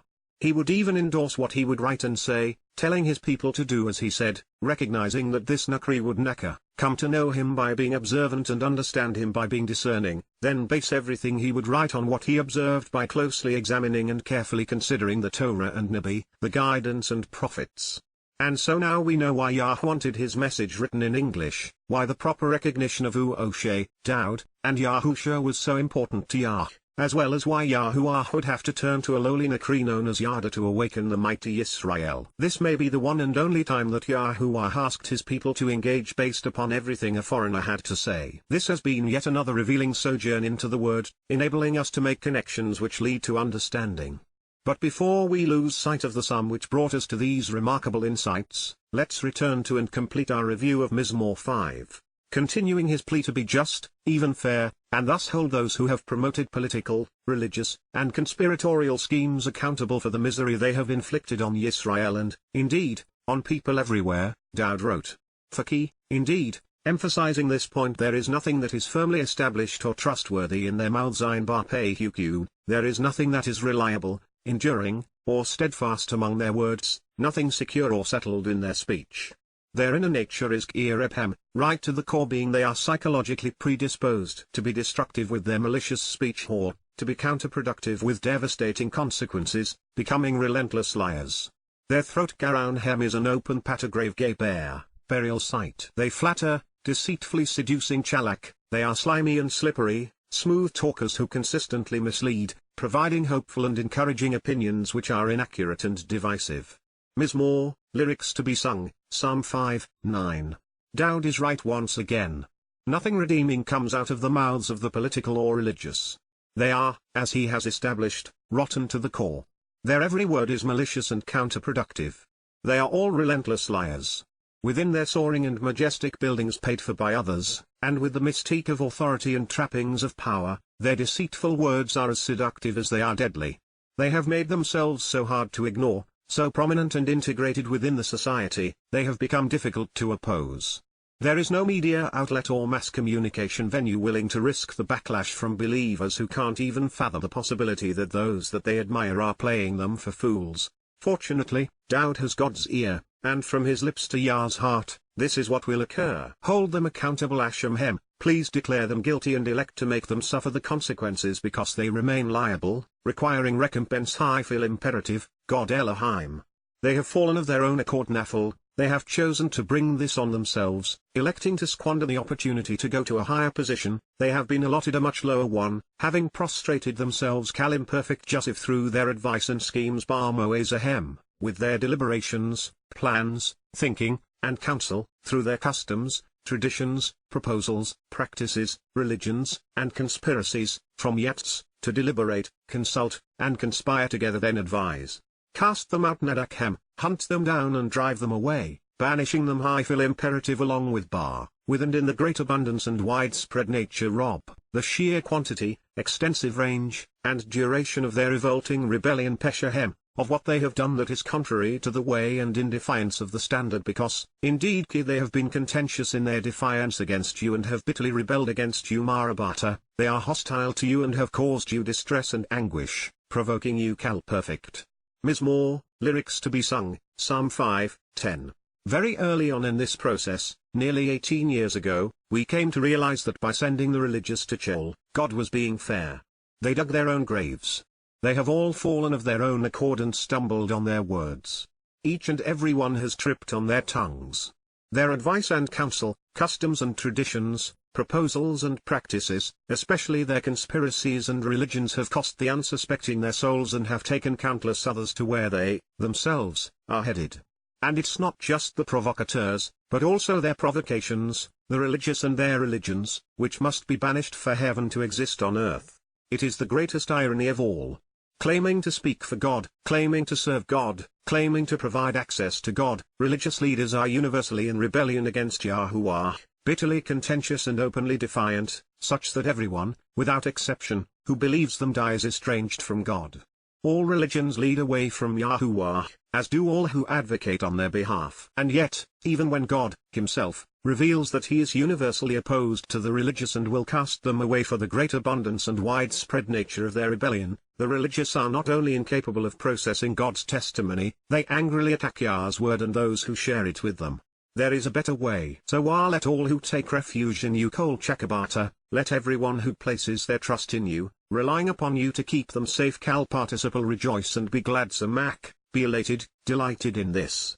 Forevermore La Olam, for all eternity let them choose to sing uplifting and joyful songs Renan, let them of their own free will shout for joy and express themselves melodically, making beautiful music Peel imperfect Jussive. Cover and clothe them Kekakalhem, envelop and adorn them, shielding them, placing a protective cover over them Highfill imperfect such that those who love Wahab, so that those who engage in a loving relationship based upon your name Shemata, your proper and personal designation will rejoice in having chosen you Alatzbata, they are jubilant and triumphant because they have chosen you Kal imperfect Jussive.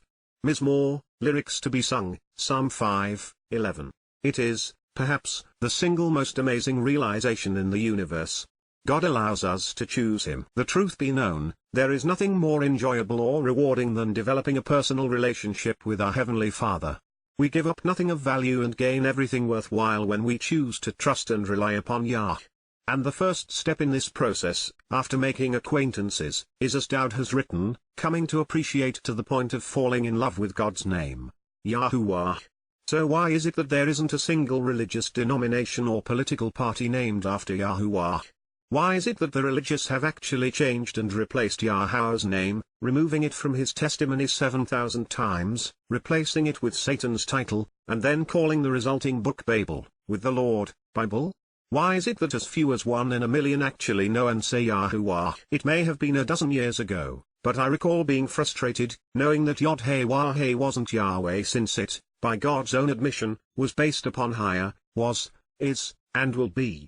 But no matter how long I searched, I couldn't find a single individual or resource that explained how to pronounce the rest of his name using evidence and reason. Laughably, those making an attempt, resorted to Greek, as if Hebrew was irrelevant. Even worse, the scholars and theologians were all in universal defiance of reality, claiming that God's name was unpronounceable because there were no vowels in Hebrew. If that were the case, how is it then that every other word and name is pronounceable using the same 22 letters and that 5 of the 22 are consistently rendered as vowels? I cannot recall now if it was weeks or a month, but I remember examining the pronunciation of every Hebrew word in the entire lexicon that contained a Y, H, or W, and while that led me to realize that it was either Yahweh or Yahowah with 100% certainty, since there was no question regarding the pronunciation of the Y or H. The deciding factors concerning the W were as apparent as they were plentiful. There were scores of Hebrew names based upon Yahowah's name which are now transliterated akin to Yaub, Yahweh, and Yahna, making the pronunciation of the only letter in question, the W, obvious. But the clincher was the 3 most commonly spoken Hebrew words, Shalom, Torah, and Elohim. They are all actually written Shalom, Torah, and Elohim in the plural, conclusively demonstrating that Yada Yahweh is pronounced Yah. The next step was to accurately describe what his name means.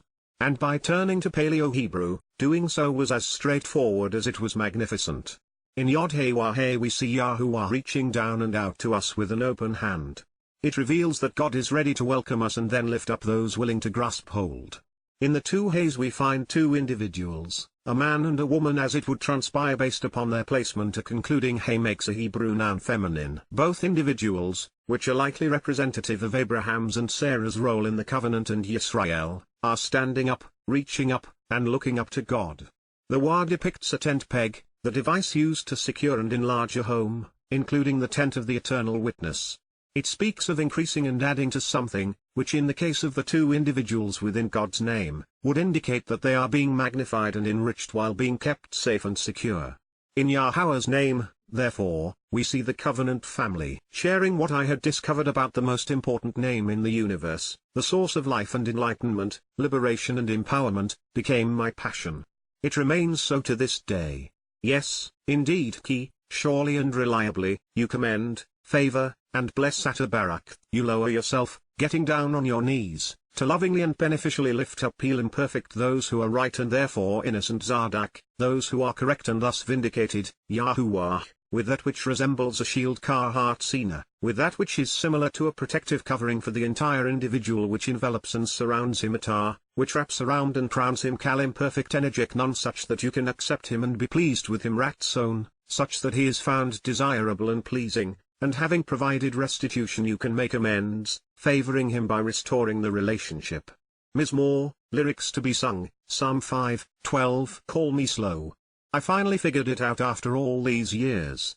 While I've recognized that Daud was considered Zardak, vindicated and innocent in Yahowah's eyes because he was Zardak, correct and right about Yahowah, until this moment I had not applied the same standard to Yahusha, who was for most of his life similar to the rest of us. He, therefore, could not have been perfect unless it was based upon the Zardak standard, the standard Yahowah established through Daud. Yahusha was considered perfect because his understanding of Yahowah and his Torah was correct. And that is why his initial declaration on the Mount, where he extolled the virtues and enduring nature of the Torah and prophets, was so vital. He declared that it was all correct, right down to the smallest strokes of the smallest letters, and would continue to be right for as long as the heavens and earth exist, and that is what made him the perfect Zarawa, sacrificial lamb. But to our credit, we long ago came to realize that the method Yahowah uses to perfect the imperfect is to envelop them in his spirit of light, thereby adorning and crowning his covenant children, making us appear perfect in his eyes. Where there is light, there is no darkness. Light obliterates it, eliminating it. Now if I may, here is the conclusion of the magnificent song which has led us to these marvelous discoveries. For truthfully, there is nothing that is firmly established or trustworthy in their mouths, nothing that is reliable, enduring, or steadfast among their words, literally nothing secure or settled in their speech. Their inner nature is psychologically predisposed to be destructive with their malicious speech, to which they are counterproductive with devastating consequences, as they are relentless liars. Their throat is an open grave. They flatter, and are deceitfully seducing smooth talkers who consistently mislead, providing hopeful and encouraging opinions which are inaccurate and divisive. 5:9. Hold them accountable and make them suffer the consequences because they remain liable, God.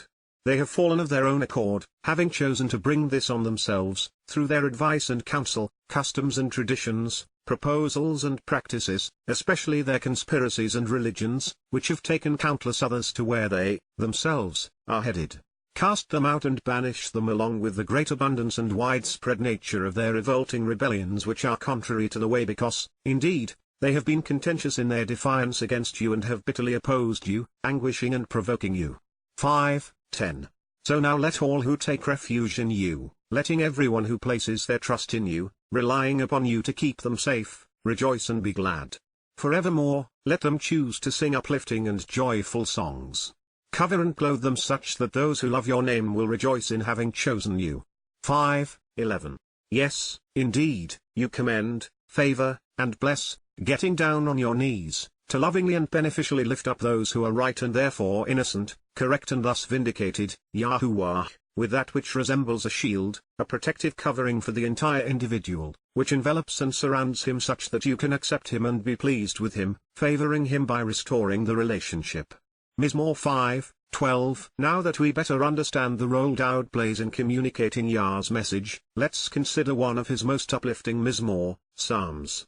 The 103rd is the antithesis of how the religious perceive the nature of the God of the Old Testament. In fact, if Yahowah inspired Dowd to sing these thoughts, and he did, then the Christian New Testament was wholly unnecessary and Paul's letters were slanderous. And if not, then the God of Christianity cannot be trusted.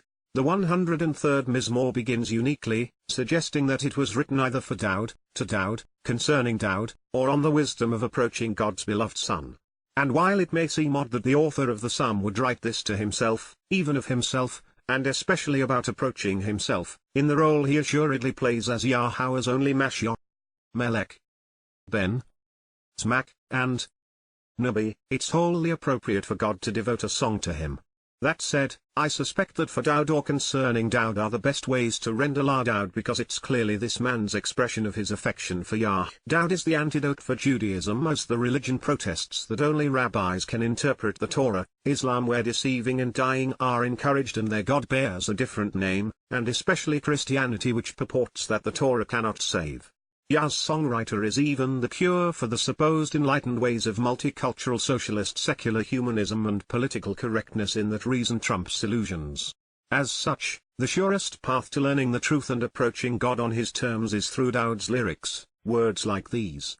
This is for Dowd La Dowd, to my beloved, concerning David, and even approaching Dowd. My soul nipesheni, my consciousness appreciates and acclaims Barak, commends and adores, is thankful for the goodness of, seeking and sharing the blessings and benefits for Peel imperative, his soul has chosen to engage Yahowah such that his love is reciprocated in its association with Eth Yahowah, and all that is within me Wah Kolk Rabeni, every part of me his set apart Kodesh Hu name Shem.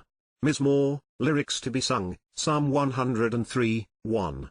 Dowd, whom Yahowah presents as the most important individual in human history, past, present, and future, is acclaimed because of his relationship with God. Theirs is the most empowering and enduring love story ever told. Those who know and love Yahowah, adore his name.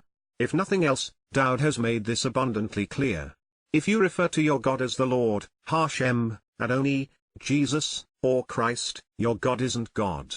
If you do not know his name, you do not know him.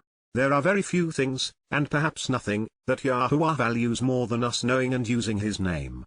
And there are few things, and perhaps nothing, that Yahowah hates more than men changing or nullifying his name. My soul nipesheni, my consciousness appreciates and acclaims Barak, commends and adores, lauds and extols, is grateful for the marvelous nature of, seeking and sharing the blessings and benefits of Peel imperative, his soul has chosen to engage Yahowah such that his love is reciprocated. My relationship with Yahowah, and I will never overlook while shekek, will never ignore, be unmindful of, fail to properly respond to, be remiss in mentioning, nor ever forget Kal imperfect Jussiv any of his accomplishments and resulting benefits Kol Jemuel, everything he has done and the kindness he has shown.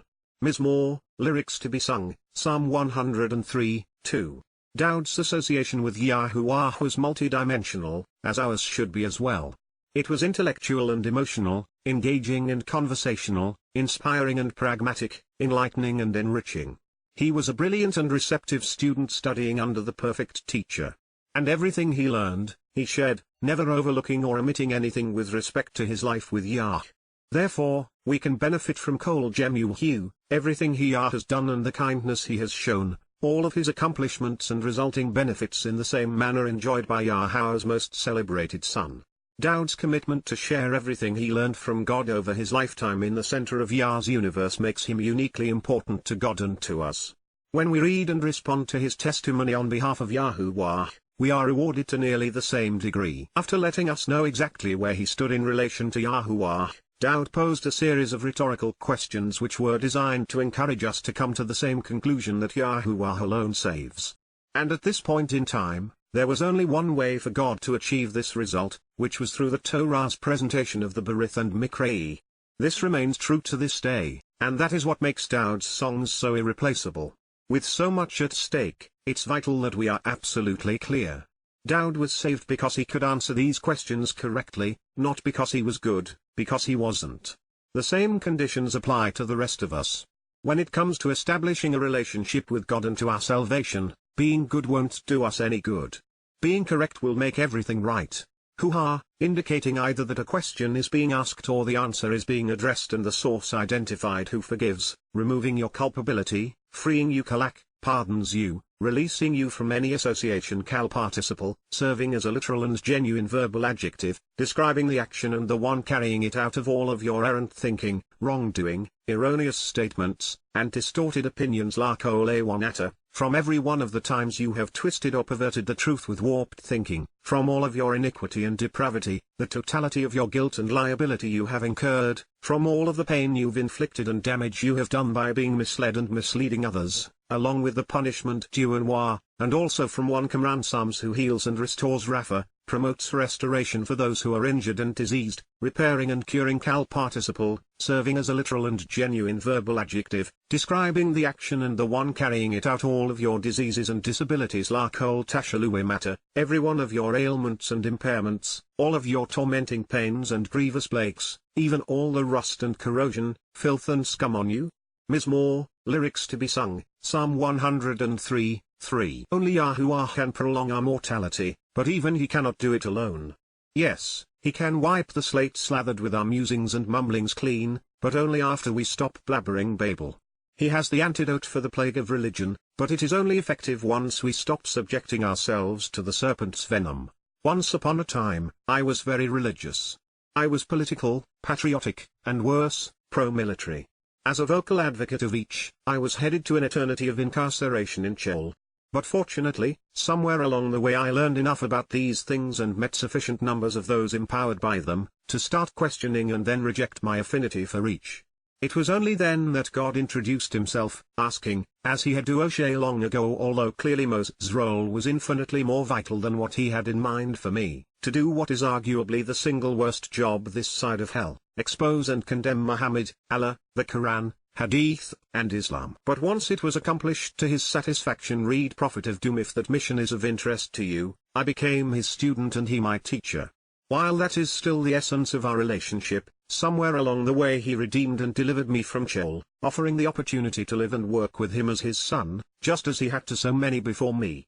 I invite you, as have Yahowah and Dowd, to join me. Hoo-ha, indicating either that a question is being asked or the answer is being addressed and the source identified who redeems and delivers your life from the hideous incarceration Gal Che'ata, removes your very existence and ability to remain alive, buying you back from the unacceptable and defiling situation, freeing your soul from bondage and slavery by purchasing you, ransoming you as a kinsman redeemer cal participle, serving as a literal and genuine verbal adjective, describing the action and the one carrying it out from the dungeon in the slime pit of corruption minshaketh, out of the putrid prison of decay and decomposition associated with Sheol, indicating either that a question is being asked or the answer is being addressed and the source identified who envelops and crowns atar, surrounds and honors, encompasses, and covers peel participle uatu in loyal and steadfast love and unfailing kindness kesed, in devoted affection, favor, and all that is good in addition to compassion and mercy warhmim, strong feelings and an enduring commitment to abiding adoration along with a reprieve from judgment.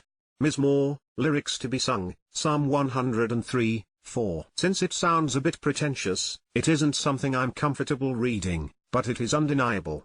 When we are adopted into Yahowah's family, we become royalty, replete with crowns. Even beyond the royal trappings, God surrounds us in His love by enveloping us in His light, encompassing us within His set-apart spirit. This garment of light is what makes us perfect in God's eyes, because where there is light, there is no darkness. As light, the Spirit doesn't cover over our flaws and failings, but instead eliminates them.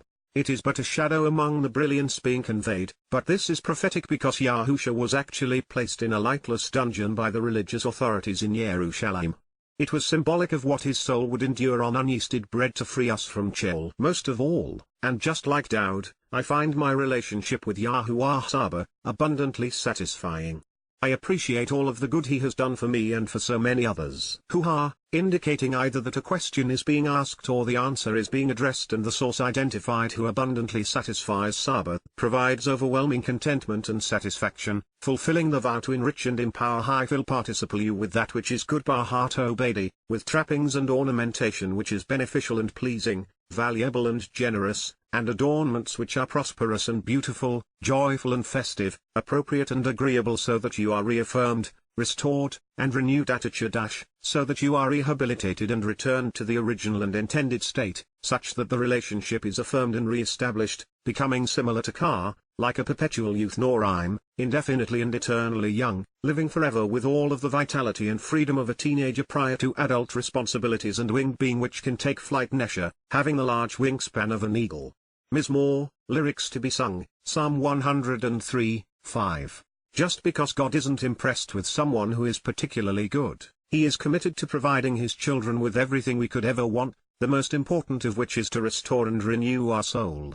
Enriched and empowered, we will soar as if we had the wings of eagles. One of the many things we have come to know and love about Yah is His propensity to be fair, to consistently do what is right so that we can always trust Him.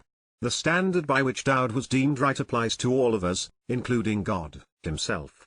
Yahowah does what is right, engaging honestly and fairly asazadaka, acts appropriately, honorably, and correctly, working justly, productively, and beneficially so as to vindicate cal participle, showing good judgment in executing justice war mishpat, appropriately resolving disputes while making informed and rational decisions on behalf of La, to approach all who are unjustly exploited and contentiously mistreated kolashek, everyone defrauded and oppressed, treacherously extorted and cheated, disadvantaged and suffering ill treatment. Mizmor, lyrics to be sung, Psalm 103, 6. Be careful not to interpret this last statement incorrectly. Yahowah did not say that He was going to save everyone who has been defrauded, exploited, or oppressed, only that He would show good judgment in executing justice. This means that He will hold those who mistreated and extorted the politically subjugated, the religiously misled, militarily oppressed, or economically enslaved, accountable. He isn't going to let the perpetrators go unpunished. Said another way, while the souls of those victimized simply fade away, the perpetrators will be sent away, enduring an eternity in Sheol. By holding those who have harmed others accountable, Yahowah is being just and fair, even correct and compassionate, providing a sense of closure and comfort for those whose souls will fade away. They deserve justice, knowing that those who misled and misused them will be punished for these crimes. We know this, as did Daud, because we are Torah observant. It is the place through which we must all walk if our ambition is to know God. Daud, as one Nabi, and Zerubbabel another, said, He made known Yada, He acknowledged and made us aware such that we could become familiar with, disclosing and revealing fill imperfect His ways Derek Hu to Uoshe Laoshe, to the one who draws out through his interactions al-Elohu, his actions and deeds, his practices and achievements, his effectiveness and engagements, his works and achievements with the children of Yisrael la Beni Yisrael. Mizmor, lyrics to be sung, Psalm 103, 7. Yahowah's collaboration with Uoshe through the Torah could be summarized as 3 fathers and 3 Zarahua, shepherds in concert with the one living God. The fathers are the harbingers and patriarchs of Yahowah's Berith, covenant, Abraham, Yitzhak, and Jacob, defining its inception, purpose, and people. The shepherds are the heralds of Yahowah's Torah, guidance Uoshe, Daud, and Yahusha, its inception, explanation, and embodiment. Collectively, they form the basis of Yahowah's menorah, with 6 luminaries burning brightly on either side of the one true God. This means that we find the Berith, covenant on one branch and the Torah, guidance on the other. Each of the 6 stems emerge from the central trunk of the tree of lives, something we are invited to climb as we participate in the covenant by observing the Torah and attending the 7 Mikrei. In this light, we find Pesach, Matzah, and Bikurim on one side, with the enlightenment, empowerment, and enrichment of Shabu in the center, then Teruah, Kippurim, and Sukkah on the other, giving us the opportunity to celebrate our relationship with the light of our lives. There is even an ode to the 5 conditions and 5 benefits of the covenant in the menorah because it was comprised of 5 integrated components: a base, shaft, cups, leaves, and petals. Its light was produced by the olive, the tree which represents Yahowah's spirit, the eternal light God will use to enlighten and then reconcile his relationship with Yisrael and Yahudah.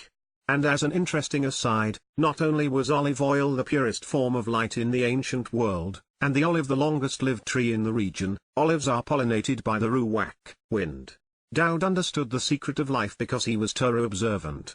His 119th Mizmor, Psalm reveals how and why we should do as he had done, making it, second only to the Torah of Uoshe, the most important document ever written.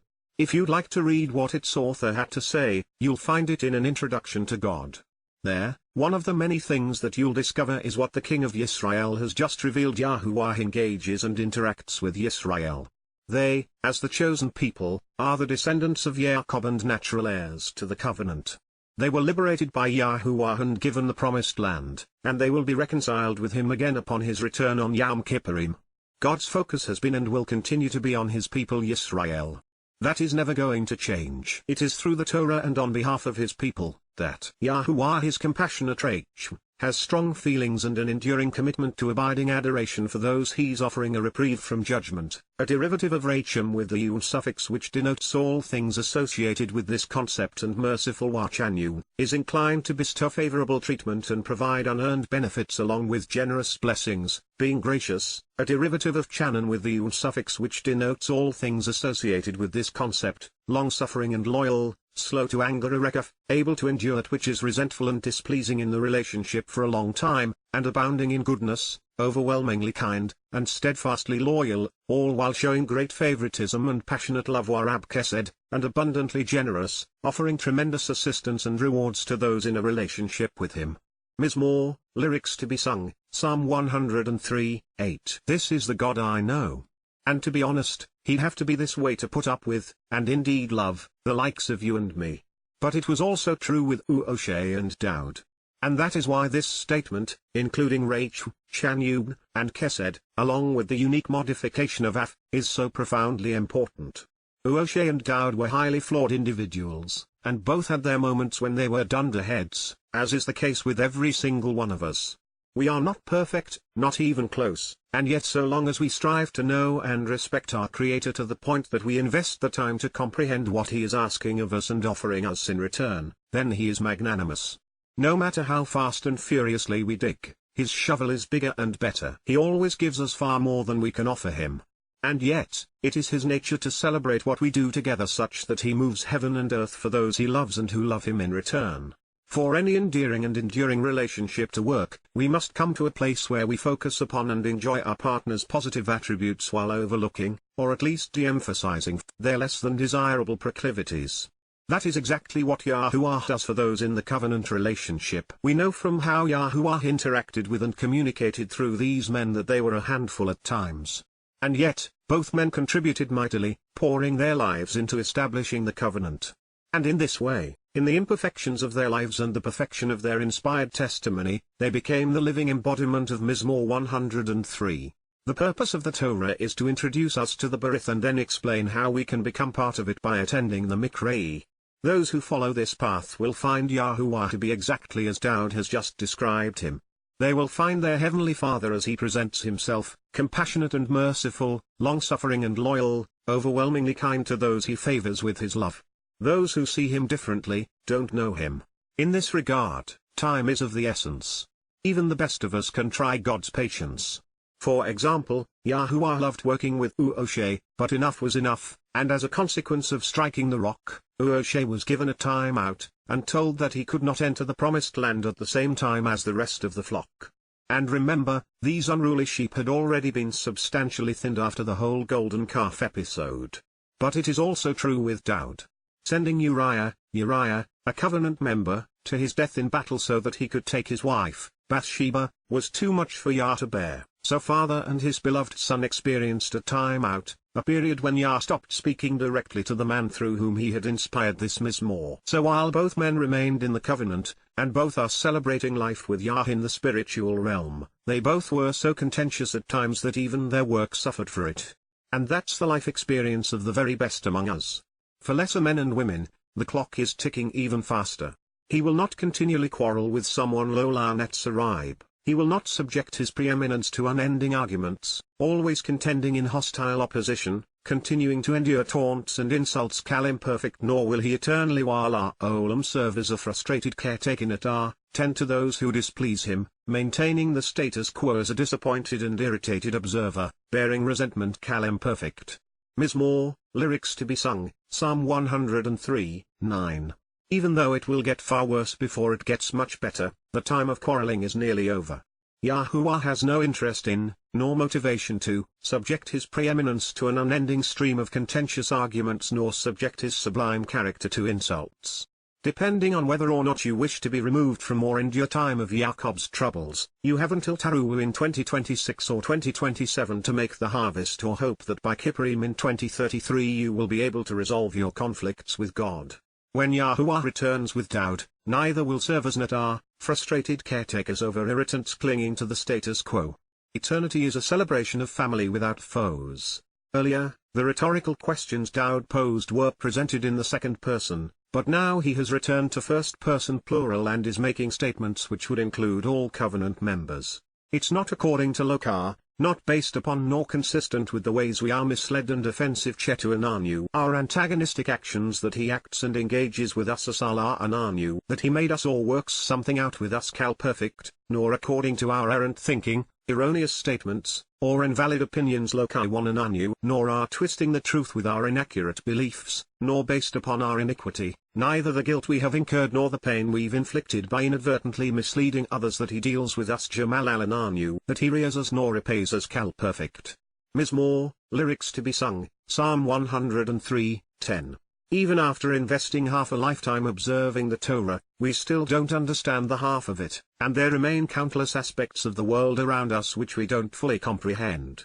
Moreover, like Dowd, we are far from perfect, even when it comes to living up to the standard Yahowah has inspired us to uphold. So fortunately, when it comes to our salvation and the continuance of our relationship, Yahowah is simply going to overlook these imperfections among his children. He will engage with us where we are right, offering us free rein to enjoy the process of exploration, contemplation, and communication. There are some personal decisions Dowd made in his later years that we should all find troubling, and we've discussed them, but for his benefit and ours, Yahowah continued throughout most of his life to inspire him to do what he did best, reason and right. To the greatest extent possible, Yah works around our weaknesses while capitalizing on our strengths. Beyond this, there is something marvelous being suggested here. God is going to deal with us, not based upon what we have said or done, but instead predicated upon what he has said and done. To capitalize, read the Torah's presentation of the Mikra and answer Yah's invitations to be called out and meet with him. Fact is, we can learn and capitalize upon Moses' mistakes and those of Dowd. They were real as is the God who spoke through them. We have the opportunity to benefit from all they were inspired to share and grow with God as a result.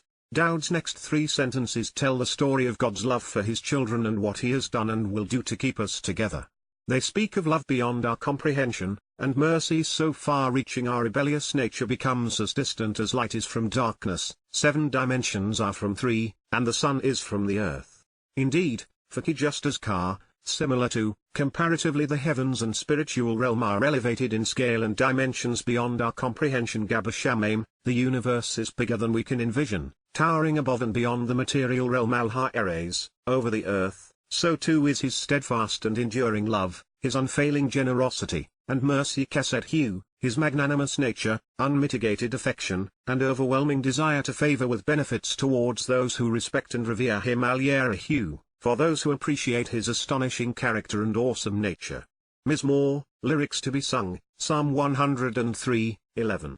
As far as Rachuk, as distant and removed as the sunrise in the east with its increasing light is from Mizrakmin, the direction of the rising sun, the setting sun in the west where darkness follows Marab, the sunset with increasing darkness, so far removed from us Rachuk min Ananu, equally distant from us are our revolting and rebellious behaviors Ethbeshu Ananu, is that part of us which has been contrary to the way and in defiance of the standard. Mizmor, lyrics to be sung, Psalm 103:12. As a father consistent with the way a parent, especially a dad, shows tender affection, genuine love, and forgiveness Rachim, is kind and generous, favoring and forgiving infinitive construct for his children al-Benim, Yahowah forgives and genuinely loves, generously favoring Rachim, is compassionate and merciful, favoring and forgiving perfect those who respect him al-Yahweh, those who revere him. Mizmor, lyrics to be sung, Psalm 103:13. Dowd was cognizant that there were dimensions beyond our frame of reference and that the spiritual realm 4 dimensions beyond the 3 he had experienced because Dowd danced before Yahowah in his tabernacle. This perspective on light and dimensionality goes a long way to explain who we are in relationship to God and what he's going to do to mitigate our differences. Dowd also understood that light is the best way to resolve the darkness in our lives, because in its presence, unenlightened gloom ceases to exist, and we not only appear perfect, but are perfect. While Dowd's marshal are presented as parental advice, throughout the Mizmor, Yahowah is typically referenced by name or referred to simply as Elohim, God. But here, he is presented as our Father because it best describes the kind of love Yahowah is offering. One of the reasons Yahowah is so proud of Dowd is because he is one of us, a mere mortal, who figured it out. If he could, we can, especially since Father and Son shared how this was possible, enabling us to follow in his footsteps. It is for certain without question, he is cognizant of Yada, he is aware of and knows, he acknowledges and understands perfect our inclinations and frame of reference, even the purpose for which we were created Yetzir Ananu, our dimensional limitations and attributes, especially our ability to think and reason, our motivations and desires, our wants and needs, and of what and why we were formed, remembering that we are indeed Zakar, recalling and keeping in mind that quite literally comprised of naturally occurring earth and matter of small, fine, insignificant particles, like the powdery dust of the earth. Mizmor, lyrics to be sung, Psalm 103:14. God is energy and we are matter. Since the latter came from the former, we should not be surprised that they are actually the same thing, with our relative capacity being what separates us. This is vividly explained by Albert Einstein's equation, E=mc², in which matter must be multiplied by the square of the speed of light 2.99 by 108 meters per second, thereby different by a factor of 89,874,044,000,000,000 to 1 to make them equivalent. Aware of this difference, Yahowah has calibrated our interactions such that he values what we get right much more than what we get wrong frustrates him. I suspect that this is what Dowd was suggesting when he wrote that God was slow to anger, and especially long-suffering with regard to his children. These enriching insights behind us, we are now confronted with something quite remarkable. Just as Yahusha quoted Dowd's 22nd Mizmor to explain why the Spirit had abandoned him as he was fulfilling Passover as the sacrificial lamb, we are now coming to the realization that Yahowah drew inspiration from Dowd when he answered Yeshaya's question in the midst of his prophetic portrayal, encouraging us to get ready for his return. Specifically, Yahowah paraphrased Psalm 103:15-16 in the midst of what is now Yeshaya 40, when providing a comparison between the fleeting nature of man's accomplishments and the enduring character of his word. Mortal man's inaush, human beings' days Yawmim hu, duration and time are like can be compared to an abode of dried grass chaser, dwelling like brown hay, needing water to live and grow. Like Ka, similar to the flowery nature of an engraved plaque on a shining memorial tzitz, an ornamental trophy which blossoms with a beautifully written inscription or dedication memorializing some achievement in the open and broad way Hasadeh, of the way which is spread out far and wide, it therefore reflects the light and the scene around it tzitz. It can give the impression of being brilliant and even flourish for a while, blossoming so as to appear awesome and grand, glistening like the reflection in a mirror. Mizmor, lyrics to be sung, Psalm 103:15. Yet truthfully, when ki, indeed, surely as the spirit ruach, the feminine and maternal aspect of Yahweh's nature passes over a dabar hue, extends herself from the source toward it, then it is no more wine hue, it is gone such that it no longer exists and its place wa makam hue, its location and locale, its homes and offices, its orientations and habitats is no longer recognizable nor remembered. Lo nakahuod, are not considered or acknowledged because they were mistaken and thus worthless, as these pretenders are forever without merit or value. Hyphil imperfect eneject none. Mizmor, lyrics to be sung, Psalm 103:16. Yahuwah gave us our mortal lives, free will, a conscience, and the opportunity to know Him. While marvelous, they are fleeting, especially when focused on personal achievements and when reflecting the world around us. The perspective being conveyed is that even man's most cherished memorials, the flowery engraved plaques placed upon the graves of the dearly departed, and upon trophies commemorating seminal achievements, won't stir memory or sentiment. To be gone is to be forgotten.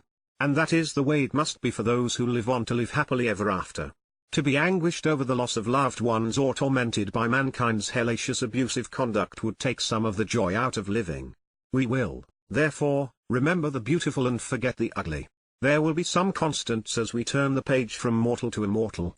Yah's enduring love, our continuing respect, His commitment to doing what is right, and our devotion to the covenant family, among them.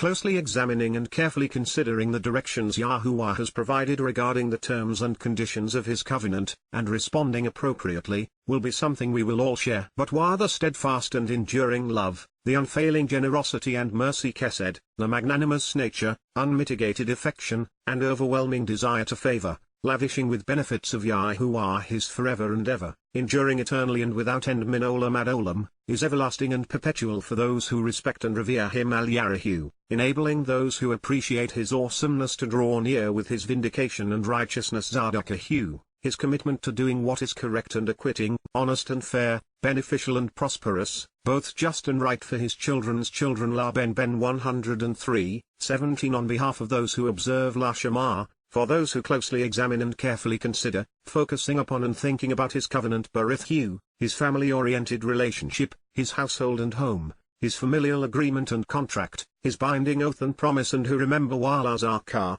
who are mindful to act upon and engage in La Asahem, carrying out and putting into effect Kal infinitive construct His directions and instructions Pekum, His written records and advice, His precepts, procedures, and principles, His values and philosophy, and especially the guidance regarding His terms and conditions. Mizmor, lyrics to be sung, Psalm 103:18. Ultimately, it's about being observant so that we know what Yahowah is asking of us and offering in return.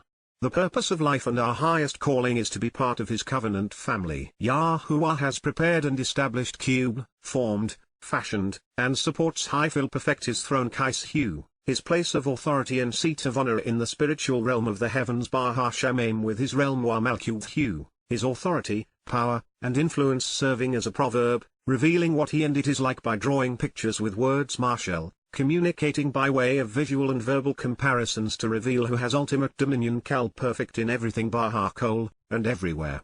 Mizmor, lyrics to be sung, Psalm 103:19. Painting pictures with words is something Yahowah is particularly adept, as was His favorite son. Heaven is a wonderful example. Using terms common to our three-dimensional material existence, Yahowah's prophets have tried to describe its spectacular appearance. But frankly, it's well beyond our current comprehension, as far removed from what we can perceive as three dimensions are from seven. That being the case, Yahowah has painted a familiar picture that few appreciate. Heaven is like the Garden of Eden.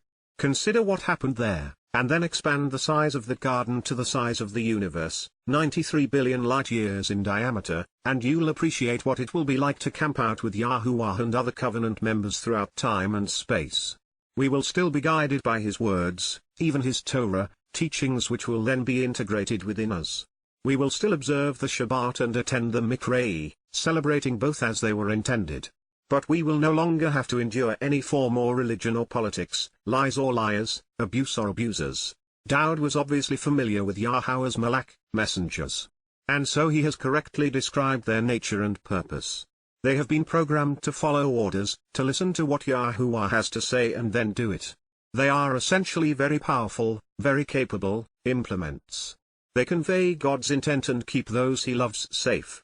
You have been commanded to convey your support for the benefit of Barak. Since you have been ordered to do so, commend and extol the marvelous nature, seeking to communicate the blessings and benefits associated with Peel imperative. While this mood is typically an expression of second-person volition, it can be used to express an imperative, or command, which in this case is appropriate, and further, in the Peel stem, the subject is revealing the way the object engages at his direction. Yahowah, messengers and spiritual implements Malak, his envoys and representatives, his ambassadors and functionaries, those he dispatches and deputizes to do his bidding, his mighty ones who serve as his forceful representatives Gibor Hu, those who serve as his mighty warriors, valiant militia, defensive troops, and his impactful implements operating within his structured militaristic command and control regimen where his orders are carried out, with the authority and the potential to project the power coach, with the resources and qualifications, the ability and functionality to act upon asar, to go to work and carry out, making known,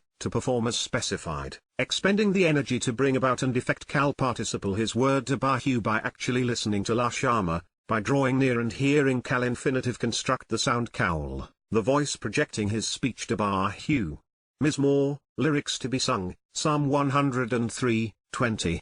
Do as you have been commanded and convey your support for the benefit of Barak. Since you have been ordered to do so, commend and extol the marvelous nature, seeking to communicate the blessings and benefits associated with Peel imperative. Again, while this mood is typically an expression of second-person volition, it can be used to express an imperative, or command, which in this case is appropriate, and further, in the Peel stem, the subject is revealing the way the object will engage at the subject's direction. Yahowah, all of the spiritual implements and his heavenly representatives Kol Zabahu, all of those who project his influence, protect his interests, and fight his foes, including all who act on his behalf by carrying out his orders, attending to and serving him Sharat, performing a service and rendering assistance as commanded while ministering to his interests. Peel participle those who work, acting upon and doing asar, who engage, performing based upon kal participle his will ratsonahu, his desire, his wishes and pleasure, what the one who actually has a choice views as acceptable and approves. Mizmor, lyrics to be sung, Psalm 103:21. The Malak are not pretty, sweet girls with wings. They are neither loving nor sexual. But as energy, they are enormously powerful. They are the spiritual world's variation of projecting a force. Yahowah refers to the as Zaba, which conveys a command and control structure similar to what we would find in a disciplined military, where free will of every soldier is sacrificed to achieve the will of the one deploying them. They are eternal and able to travel between the dimensions. Recognizing the nature and purpose of the Malak, Dowd wasn't actually giving them direction, but was instead explaining how they operate to us so that we might better understand how Yahowah deploys them. They are tools, serving Yahowah and his family. Choose to appreciate and acclaim Barak, of your own free will, commend, laud and extol, being grateful for the marvelous nature of, while seeking to share the blessings and benefits associated with Peel imperative, choose to engage with Yahowah such that his love is reciprocated. Everything Yahowah has done and will do Kol Masehu, all of the works of Yah, every one of his accomplishments in all of the places Bar Kol Makam he is clearly known and influences Mamshalahu, he is prominent, understood, and distinguished. My soul Nipesheni, my consciousness appreciates and acclaims Barak, commends and adores, is thankful for the goodness of, seeking to enjoy and share the blessings and benefits Peel imperative. His soul has chosen to engage Yahowah such that his love is reciprocated. Its association with Yahowah. Mizmor, lyrics to be sung, Psalm 103:22. If only the places where Yahowah was clearly known were many, what a wonderful world it would be. It is our mission, therefore, to share how everyone would benefit from his influence in their lives.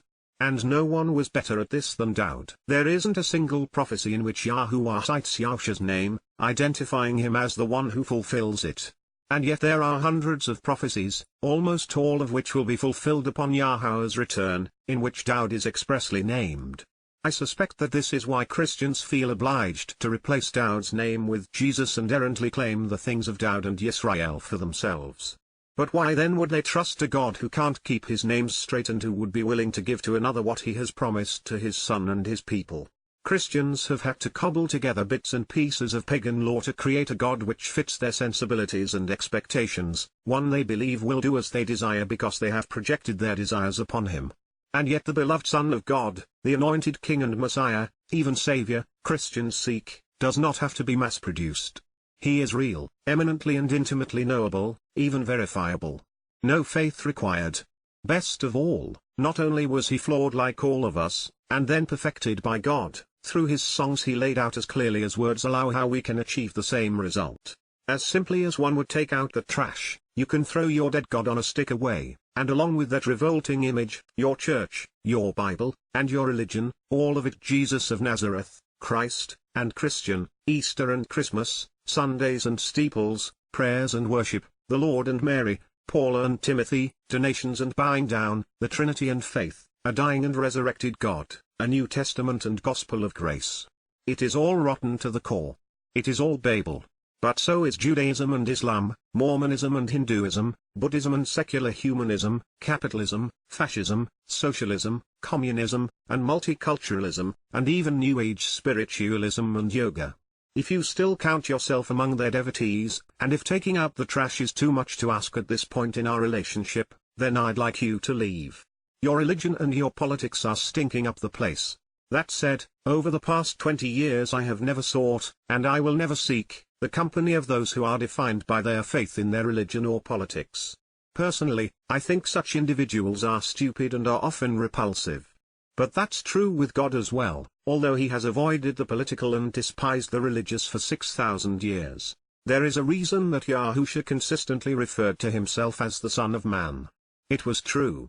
His forefather was Daud, the anointed Messiah, King of Yisrael, and beloved Son of God. Yahusha was a branch off of the branch, an etzer from the smack. For those who will seek a different path because they perceive that I have devalued Jesus Christ and overhyped David, may I suggest that both are impossible. As the diminished manifestation of Yahowah, the more relevant we see Yahowah in comparison to Yahusha the better. Yahowah did as he had said he would do with Yahusha, and he fulfilled his promise to provide the perfect Passover lamb. To quote Yahusha, it is finished. Yahowah has clearly elevated Daud to the highest level anyone has ever or will ever achieve. Nothing I write will ever measure up to God calling Daud Daud, beloved, Zadok, right, even vindicated, his Mashiach, anointed Messiah, the Melech, King of Yisrael, both past and in the future, and the Ra, shepherd who will tend to his flock. David wrote the Mizmor, songs Yahowah, himself, inspired and sings. Like it or not, our Heavenly Father is Daud's father, and he is very proud of his son. The reason that this is all true should be as obvious as the noses on our faces. The express reason that the universe was created, life was conceived, and the Torah was presented, is because God wanted to enjoy being a father, to share and give all he had to offer to his children. With Daud Yahowah found the son he was seeking to love, to enlighten, empower, and enrich. With Yahusha, Yahowah actually lost, rather than gained, something, since Yahusha was set apart from himself to do something painful. I trust the author of this song, as does God. A Mizmor, Song of Daud, the beloved Mizmor La Daud, to the enduring leader Lahanazar, on behalf of the everlasting and eternal director who forever endeavors to lead. Yahowah, your will is to respond and your desire is to provide an answer Anuata, you have decided to reply, lifting up your voice to such that your declaration elicits the proper response Kalem perfect Jussiv in the day of trouble by Yamzara, during the time of very unfavorable circumstances, day of dire straits, vexing calamity, debilitating distress, and adversarial anguish, from Zah, of being narrowed and confined by adversarial foes and oppressive enemies, and Zara, to be hemmed in, besieged, and bound up, cramped and then hostilely attacked after being narrowed in a confusing and confining manner, with you choosing to lift up on high Sagabata, demonstrating your desire to protect, extolling the greatness of Pel imperfect Jussiv, the name Shem, the personal and proper designation and reputation of the God Elohai, the Might One, plural of Eloah, God of Yaakov, the one who supplants his heels, a synonym for Yisrael, from Akab, to supplant and take by the heel, and the consequence and reward of doing so, also means to circumvent and assail that which is deceitfully and insidiously trodden underfoot. Mizmor, lyrics to be sung, Psalm 20:1. Dowd's interests and agenda were almost always in sync with Yahowah's, which is why he is stating rather than asking about God's response during the time of trouble. Those who do not know Yahowah are predisposed to ask God to reveal his will for their lives. Those who know him simply affirm it as Dowd is doing. The difference is astronomical. To ask God for something he has provided countless times is disrespectful and disingenuous. To state emphatically that you know his will and concur with his desire is reassuring. The Yom Zara, the day of trouble, is in reference to the time of Jacob's troubles, when Yisrael is thinned at the waist, and once vulnerable, attacked by millions of Muslims. That is important because it dates the rest of the prophecy, revealing the timing. It is also interesting that Yahowah's predetermined response is to protect the value and importance of his name, especially at a time when he is called everything other than Yahowah. If God did not care what we called him, as is opined by millions of Christian apologists, then he wouldn't be seeking to defend his name. While born in Bethlehem, Dowd lived upon Zion.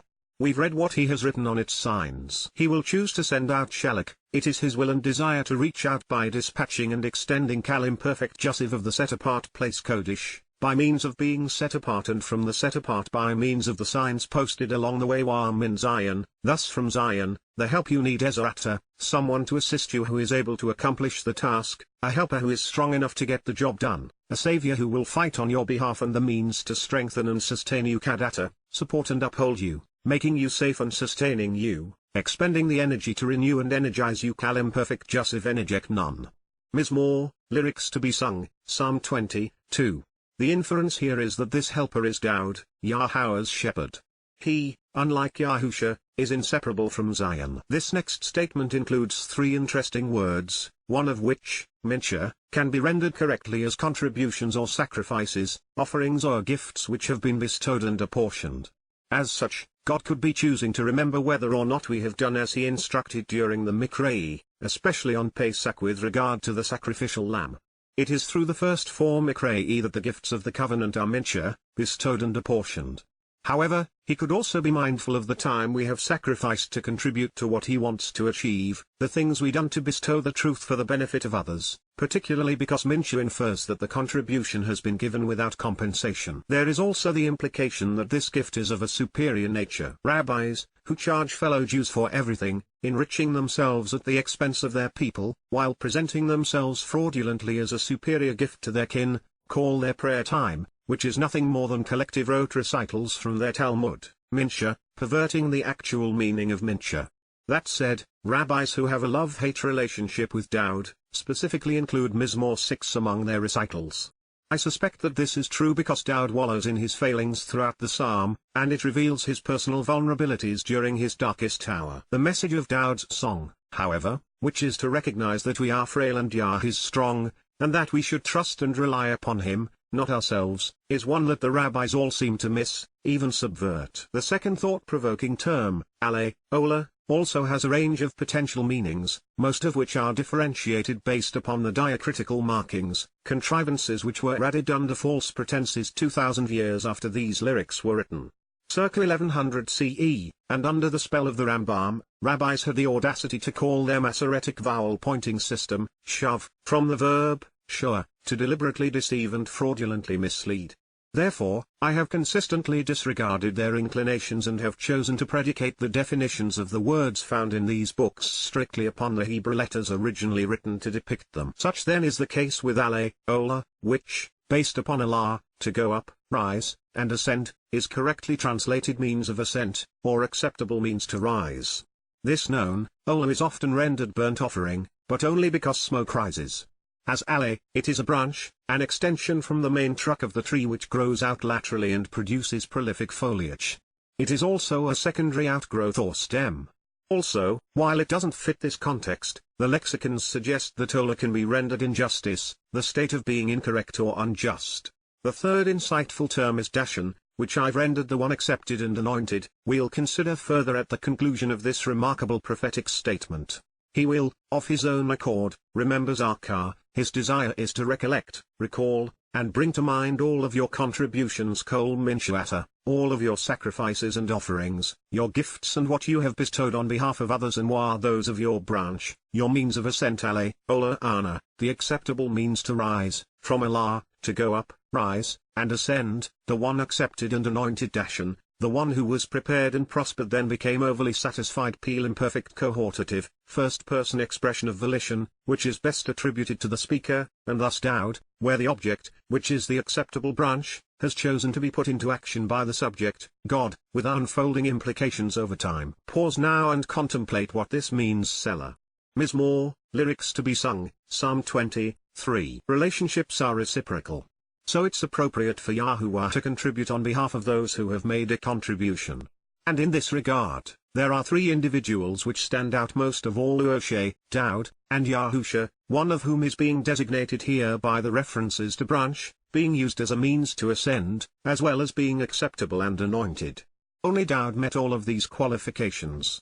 In the beloved 23rd Psalm, the author of the 20th Mizmor used dashan to say, "You prepare a table before me in the presence of my enemies. You anoint dashan my head with oil. My cup runs over." The proximity to this song and its common lyricists strongly imply that anointed would be the most appropriate rendering. When it is used in the Torah, especially by Uoshe, dashan speaks of prospering. Dabarim, Deuteronomy 31:20, but it is also used in the Shemoth, Exodus 27:3, when describing the construction of a receptacle to collect the ash and fats of the sacrificial lamb once the inedible parts were burned outside the tabernacle. That definition does not fit in this context because the remains are without value, leaving us with anointed, acceptable, and prosperous. Although, the recognition that the remains of the Pesach lamb are to be wholly consumed by fire, suggests that the only person capable of fulfilling this prophecy is Daud. We've long since come to realize that the symbolism of lab, heart, has evolved over the 3,000 years since this was written.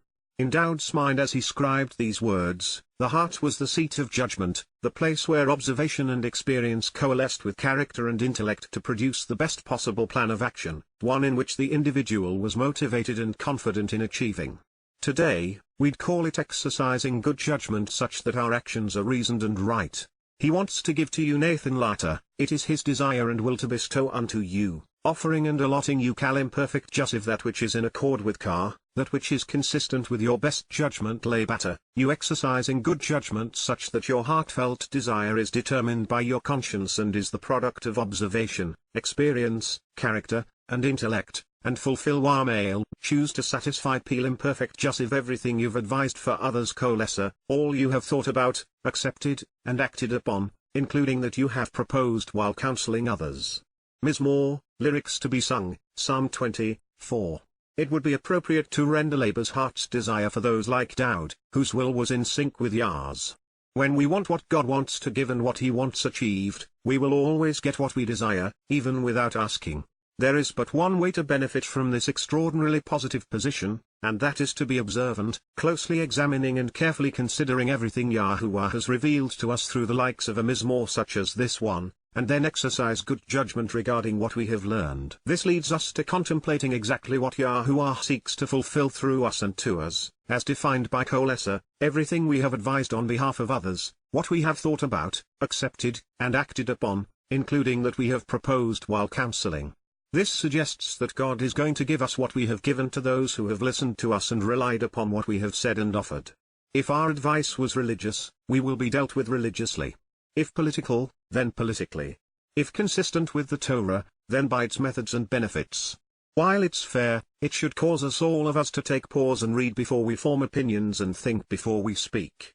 Our best possible choice is to have our advice coalesce with Yah's. There were 4 reasons that I was led to present Mizmor 20 before commencing with our review of Psalms 6 and 7. The first is that it was written to enlighten us about what to expect from Yahowah during the time of Jacob's trouble. The second is the use of Yeshua, salvation in context with its root, Yasha, to save and deliver. The third is Dagal, to look at and celebrate a conspicuous banner. The fourth is Mashiach, anointed Messiah. In the next two statements, we will find all four of these words. This begins with Daud encouraging everyone listening to him to run on, shout for joy by Yahowah, in your salvation. This expresses the benevolent idea that Daud, like every covenant member, should celebrate the addition of each soul to the family. But this expression of joy was not based upon a nebulous religious notion or even popular belief, but instead in the name of our God, Yahowah, and on behalf of those who choose of our own accord to actually observe, closely examining and carefully considering the conspicuous banner which will be raised in recognition of its unfolding consequences. May all of us shout for joy, Renan. Let's all choose to sing for joy, rejoicing imperfect cohortative over your salvation by Yahowah, in your deliverance, and in the name Wah-Bashem of our God Elohai Ananu, and upon our own initiative by closely examining the conspicuous banner Dagel, choosing to look at the beautiful celebratory signal, beholding the awesome sight of the sign, electing to actually observe the raised ensign, recognizing the unfolding implications over time imperfect cohortative, as an expression of first-person volition, personally choosing to actually and literally examine the banner which has been lifted up such that its implications are enduring. It is Yahowah's desire and will to satisfy and fulfill male choice to complete to their total satisfaction imperfect jussive all of your requests and expectations kol mishalawata, every one of your inquiries and petitions, even your desires. Mizmor, lyrics to be sung, Psalm 25. Yes, indeed, speaking to those who are observant, closely examining and carefully considering what he has revealed for our edification, Yahowah is committed to satisfying our requests and fulfilling our expectations.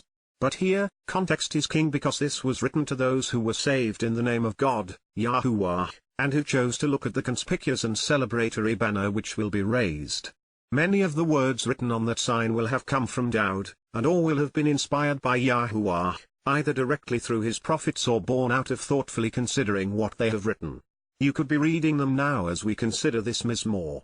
Speaking of now, at this very moment, simultaneously with his people being saved by observing the words on banner he has so beautifully contributed, and now is being unfurled, the beloved Son's song continues. Concurrently now so then at this time, simultaneously with the events being narrated, I realize at this moment Yada, I know and understand, appreciate and acknowledge at this specific period of time perfect that surely that indeed Yahowah will deliver Yasha, is the Savior of and will save perfect, God will engage the one he has chosen and approved in the process of salvation such that his Mashiach becomes an extension of himself, acting similarly his anointed Messiah Mashiach, the one God has specifically chosen and prepared, giving him the authority, approval, and permission to lead. He will choose to answer and respond through him Anahu. It is his desire and will to consistently sing along with him, replying by continually and literally declaring the information needed to answer important questions regarding him, genuinely choosing to be preoccupied with him and concerned about him, and further, while recognizing the ongoing consequences, he will verbally communicate along with him imperfect jussive from min, out of his set-apart spiritual realm in the heavens Shamim Kodesh with the influence of a powerful man who isn't afraid to fight for what is right Bar Gabara, with the superior strength and might, and especially the will to engage in battle for what needs to be accomplished, from Gibor, strong and brave man and valiant soldier, a victorious fighter capable of vanquishing enemies to protect his people, being right Yamin Hu. His right hand could be implied in saving and delivering Yasha, rescuing by removing all that is dangerous, liberating while providing for the collective welfare. Mizmor, lyrics to be sung, Psalm 26. Let's begin our analysis with Mashiach.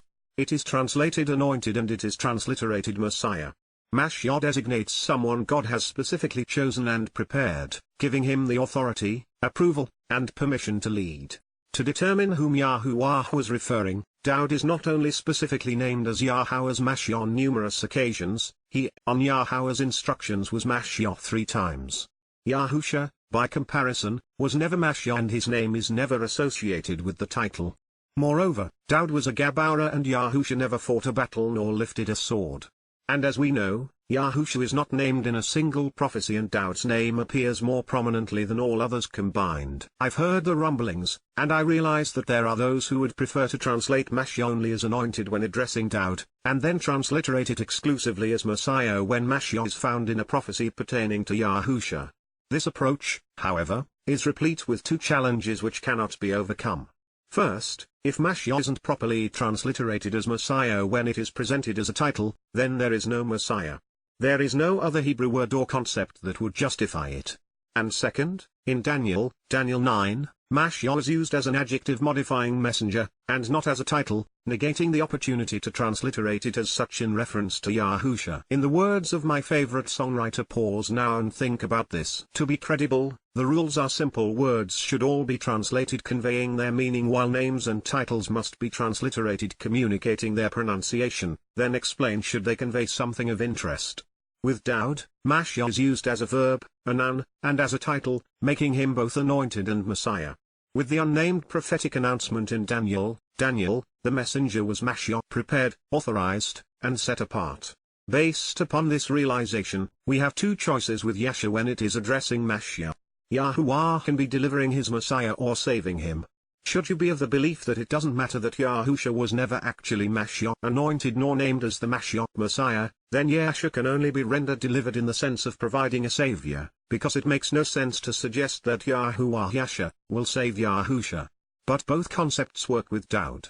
He realized that Yahuwah Yahshua would save him, and that at the conclusion of the time of Jacob's troubles, Yahuwah would Yahshua deliver him to save his people, liberating them while providing for their welfare.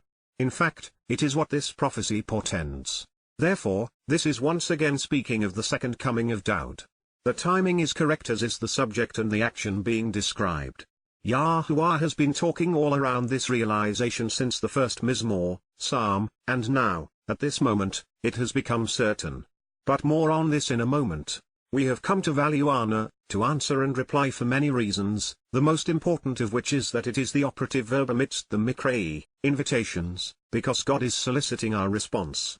But here it literally sings its way into the heart and mind of God himself. Yahuwah chose to Mashiach anoint Daud and inspire him as his prophet because he wrote the songs God has chosen to Ana, sing. More than anyone prior or since, God became Ana, preoccupied with the man through whom he would speak, such that his creation would find the answers needed to respond appropriately. More than any other word, Gibor, and its derivative, Gabara, preclude this prophecy, and the one in Yeshaya 9, from applying to Yahusha.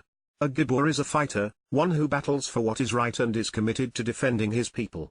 A Gibor is a valiant and victorious soldier, a mighty and strong man, one capable of eliminating enemies to protect those who are near and dear to him. But this time Daud will not need a sling or a sword to vanquish Yahweh's and Yisrael's foes. Just being Yamin, right, will be sufficient. Yahshua, to save and deliver God's people, rescuing and liberating them by removing them from harm's way, and then providing for their general welfare. And should you prefer translating Yamim as right hand, it's Daud who is returning with God as the king of Yisrael, as the son whose home will exist next to his father's house. Should you not agree, and that is your prerogative, you may want to chew on the prophecy Yahuwah revealed through Yaakov. God strengthens, Ezekiel. I will save Yahshua, I will choose to engage with them to rescue, deliver, and liberate at that moment in time, and then provide for the safety and welfare of High-Fil Perfect Consecutive, engaging with them such that we more alike in the way we choose to respond to the salvation of my flock Latus on any, such that I will be able to approach my sheep and they shall no longer choose to be approached as plunder while Ohia Od Labaz, then they will never again acquiesce to existing as someone to scorn, prey upon, and loot, no longer disdained as despicable, nor will they be separated and isolated out of contempt Kalem Perfect Jussive. And I will judge Shaphat, so I will execute good judgment, deciding to execute justice Kal Perfect Consecutive between being discerning based upon making the proper connections and understanding sheep and goats Selashi, the various flocks of sheep approaching goats. 34:22. Then I will raise up and establish Kum, choosing to take a stand which fulfills and accomplishes, confirms and validates, even restores and honors for a period of time High-Fil Perfect Consecutive one Ekad, a singular and unique. Therefore, you can count them with one finger. Shepherd Ra, a man who cares for the needs of the flock over the Melhem, before and unto them, and he shall take care of the flock Wara Ethem, he will agree to do as I desire and serve them at this time as their shepherd, guiding, nourishing, and protecting the sheep, looking out for them by being with them Kal Perfect Consecutive, a genuine expression of volition carried out during a particular period of time, who is accordingly my co-worker Rebedeni, my associate and the one serving with me, my servant and authority figure, from Abad, to expend considerable energy and work with purpose and intensity with and for another, cultivating something together. Note: during this period, Ebed was often used as a form of address between equals. Dowd, the beloved. He himself, shall be with them, guiding, nourishing, and protecting them. Ra-ethem, continuing to care for the flock, guiding, pasturing, and enabling them. Imperfect, and he, himself, will be their shepherd. Wahu Elahem la Ra, and so he will actually and literally approach them, continually existing as accordingly, the one who tends to their needs, with the authority to approach and guide the sheep, caring for the needs of the flock. Imperfect. 34:23. Additionally, I, Yahowah, will be higher. I will come to exist as imperfect, their God. Lahem la Elohim, for the purpose of approaching them as their God, and my co-worker Ebedeni, my associate and the one serving with me, my servant and authority figure, expending the considerable energy to work with me, purposely and intensely serving with me to cultivating something together. Dowd, the beloved, shall be the one lifted up as the leader of leaders. Nasi, rising up and lifted up as chief and king, from Nasa, to be lifted up, supported and sustained, enduring and exalted in their midst. Torchem, among them. Yahowah, have spoken and given my word to Bar. I will make this happen as a result of saying it at this time. Perfect. 34:24. Then I will cut through the process of severing and separating. I will choose to re-establish with stipulations, benefits, and responsibilities.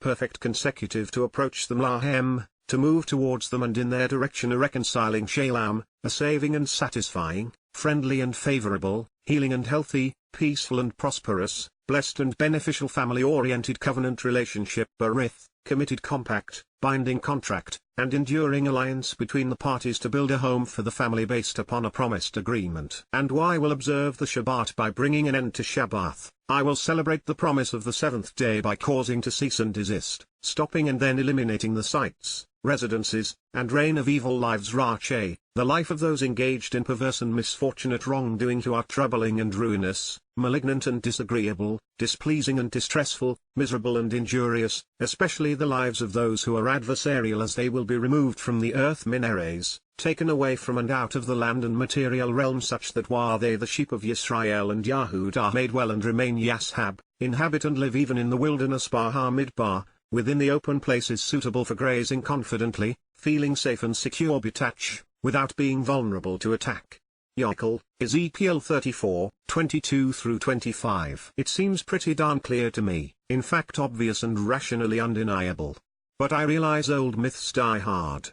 So if you are still clinging to the popular, albeit misguided expectations of Christianity, and are dying to see the Lord Jesus Christ in this role, I suggest you take it up with God and see if you can get him to renege on this promise to his son and to his shepherd's sheep.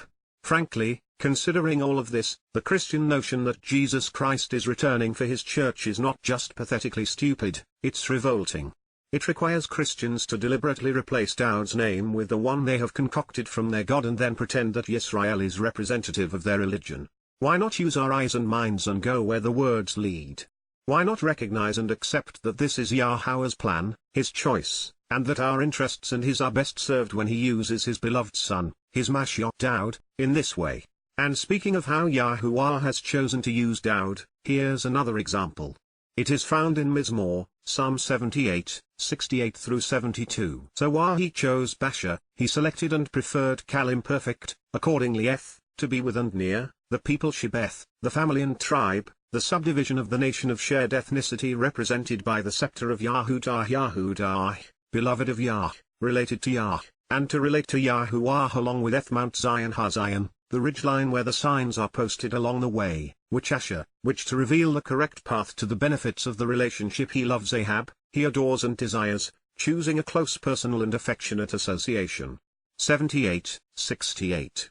Yahowah chose and loves Yahudah, not the church, Zion not the Vatican or Washington. And he will build Wabanah, he will establish and restore for the family name for his children and simultaneously lift up Karu, will concurrently raise up on high participle his set-apart place Mikdash Hu, his sanctuary and temple, which is recognized as separate from the ordinary and common in contrast to Ka, akin and similar to, so as to draw comparisons with the material realm Eres, the earth which he constructed and established Yakad High, which he made perfect long ago for an enduring future purpose La Olam, in antiquity, existing for a very long time, and designed to approach forevermore. 78:69. Everything, and I mean everything, which is important to God is set apart, and thus separate and distinct from the common and ordinary things of mankind and the earth upon which men live.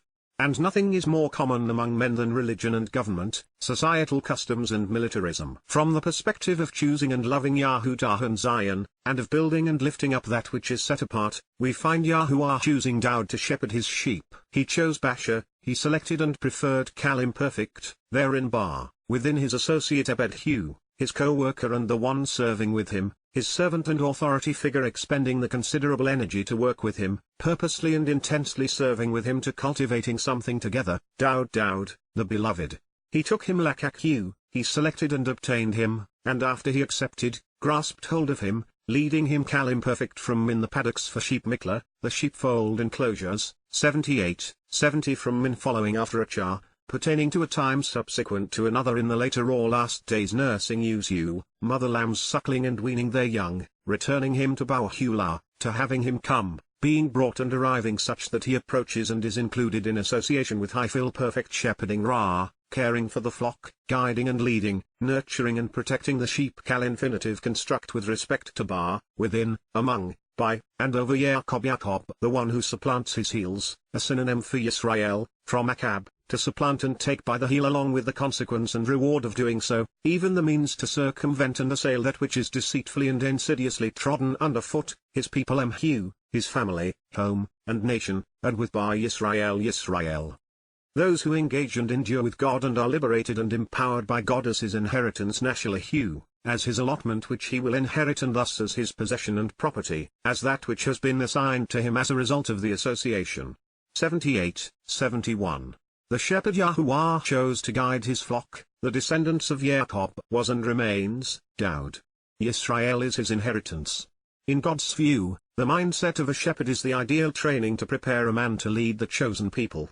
But Daud, while the consummate shepherd, was far more than a skillful and caring sheepherder. He was the most brilliant and articulate man who ever lived. And no one understood God better than his beloved son. For these reasons, Daud was a man of insight and character, whom God presents as the one we should trust. And so he will actually and continually lead them, nurturing and protecting the flock Rahem. He will always and genuinely be their shepherd, guiding and protecting the sheep Cal imperfect with integrity, because of his honest ability to exercise good judgment Kartomalibaphu, consistent with the upright nature of his morality and motives, his pure heart and perfect reasoning, his trustworthiness and resulting flawlessness and innocence. And he will lead them Wanakahem, he will want to guide and direct them, creating favorable circumstances and opportunistic situations for them such that they will choose to depend and rely upon him Hiphil imperfect Jussiv with his capable hand, with insight and understanding Bartabunakafhu, intelligently, showing tremendous mental aptitude, with a wise and able hand, skillfully applying logic and reasoning while providing instruction, from Bin, to be perceptive and discerning, comprehending using reasonable and rational connections, intelligently discriminating. Mizmor, lyrics to be sung, Psalm 78:72. That wasn't just who and when, even where and with whom, but why and how. Should any of us have pondered any of these questions pertaining to Daud's return, Yisrael's restoration, or Yahowah's purpose, they have all been answered. Up until this moment I have seen the Yahweh, hand of Yahowah, Yahowah as the Father of the covenant reaching down and out to his children, every ready to lift us up so that we can walk together through his universe. But now I see something more. I see Daud being presented as the capable and insightful hand of God. And this wasn't the first, nor will it be the last, time Yahowah will use this profoundly important metaphor in conjunction with his chosen and beloved Ben Daud, Mashah, Melech, Zmak, and Ra. While it seems absurd at this point to ignore any of these declarations from the Word of God, the realization that the second coming pertains to Daud, that he is the Son of God, Yahowah's Messiah, King, branch, and shepherd, is so debilitating for Christians, catastrophic for Muslims, and so career-ending for rabbis. Let's remain on this trail a while longer. It should be music to the ears of Yisrael and Yahowah, for whom these words have been written. How about this one from yet another of Yahowah's prophets? It even speaks of Yahushua and his trashy associates and then concludes using the metaphor of the Zmak, branch, a concept so important, we devoted an entire chapter of observations for our time to it. Choose to listen Shama, of your own free will, listen Cal imperative please Na, I encourage you, Yahowah saves, as the high priest HaKohen HaGadol, the most important and greatest one who presides over and mediates during the feasts, Yada, and your miserable associates Yada, including your evil and adversarial countrymen and wicked neighbors, your erroneous comrades and improper and injurious companions, those who sit high Yashab, who are inhabiting the space and established before you La Panamata, approaching and appearing in your presence, because indeed, rather instead, as a way of branding yourselves mortal men in individuals, from Inash, humankind want conspicuous miracles Mophithem, they respond to displays of power through signs and wonders, through omens and token symbols, to the beautiful and illustrious. So now pay attention Kihine, rather instead, by way of contrast, emphasizing this exception, behold, here and now, look up and you will see that I, myself, will return and bring with me Eniboeth, I, myself, will come and arrive along with Hyphil participle absolute, my associate Ebeneni, my co-worker and servant, even official representative, the one who carries out and performs the work I want done, the branch smack, the principal limb growing out of the trunk of the tree, Yah's favorite metaphor for Daud. Zechariah, remember Yah, Zechariah 3:8. For those anticipating the second coming of Yahusha, Jesus, Yahowah just told the high priest, Yahushua, as well as his compatriots, that he was bringing the Zmak, branch with him upon his return, and that would be Daud. How's that for a wondrous sign? While it has become a fool's folly, should there be some still in denial, with this statement Yahuwah completely eliminated any possibility that Yahusha is returning. While God has been abundantly clear, telling us that he, himself, as Yahuwah will arrive and reconcile his relationship with Yisrael and thus on Yom Kippurim, the day of reconciliation, we have on occasion pondered the possibility that Yahuwah will return in a far less diminished version of the post-Bikurim, energy-based Yahusha. But since Yahuwah has stated here that he is returning with the branch, there is no room for Yahusha because with Yahuwah here, there would be no purpose of a simultaneous diminished manifestation of Yah. While Yahuwah has made his point, like most everything he reveals, the truth is so vastly different than what we have been beguiled into believing, when dealing with the death of one of the world's most debilitating myths, the second coming of Jesus Christ. Affirmation after confirmation is appropriate. So here is a different prophet for yet another perspective on the same declaration. And this time, if it was not already abundantly obvious, the branch is named. Behold Hine, pay attention, the days are coming Yamim Bao, the time will come, declares in advance of it occurring Naum, prophetically states, Yahuwah, when I will raise up Wakum, when I will establish, fulfilling by taking a stand and fulfilling and draw near with La, approaching with Daud, the beloved, known as David, who is the right branch Smak Zadik, the rightful and righteous, correct and validated, the acquitted and vindicated, accurate and upright branch which sprouts and grows out of the trunk of the tree. And he will reign Wamalak, and he will respond thoughtfully, pondering and carefully considering everything perfect consecutive as an advisor and King Melech, as the leader and counselor to consider, succeeding through understanding Sakal, prospering as a result of proper instruction and teaching, prudently developing insights through his capacity to comprehend, being circumspect and discerning Hyphil perfect consecutive. He will act by engaging in Wa'asah, he will expend the energy to accomplish perfect consecutive, the means to resolve disputes and exercise good judgment Mishpat, that which is just, making sound decisions based upon evidence and reason, asking all of the right questions before determining what is appropriate and reasonable, fair and right, just and vindicating, from Ma, to ask the who, why, what, where, and how questions and shafat, to exercise good judgment and resolve disputes, being right Sardaka, making the correct decision, being accurate and honest throughout in the land and earth Ha'eres, the material realm.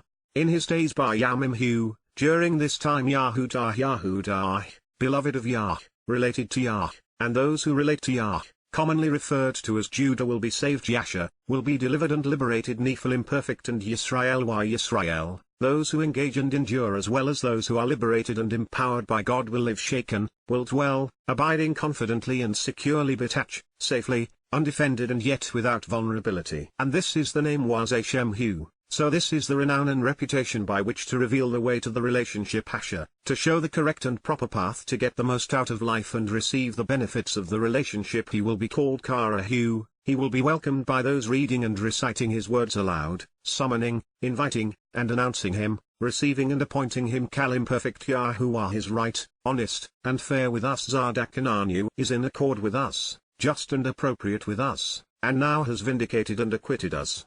Yirmiyah, Jeremiah 23, 5-6. I love it. Yahowah has confirmed that Dowd is the Zardak, right smack, branch, which is something we have observed and celebrated. So now, in recognition of the fact that this is indeed true, Yisrael and Yahudah have come to understand that Dowd was correct and trustworthy because Yahowah has been honest with all of us, especially when communicating through his beloved Son. How about the juxtaposition of these two statements concerning a covenant of salt? First, Korah, called out, Leviticus 2:13, and while the entirety of Kol your offer to approach to the relationship carbon minthakata, your freewill gift as sign of appreciation to apportion and bestow friendly and close contact while being offered a share as an inheritance, from Karab, to approach and be drawn near in close and intimate association you should actually and consistently wash and season with salt such that impurities disappear. Baha Melech Melech, you should adorn yourself with a white garment which causes anything which prevents preservation to no longer be seen. And therefore you should never cease lo Shabbath, you should never stop seasoning and adorning the covenant relationship of your God with salt Melech Berith Elohai Atta, making it part of your offering Min al Mincha, as your gift. With all your offers to approach the life-giving association al-Kol Carbon, upon your freewill gift as a sign of appreciation to join in close personal contact, participating in this all-inclusive intimate relationship you shall approach by bringing salt Karab Melech, you should offer to season, enhancing the flavor with salt, to draw near with garments cleansed with and as white as salt, coming close by having impurities vanish such that they disappear and are unseen as a result of salt.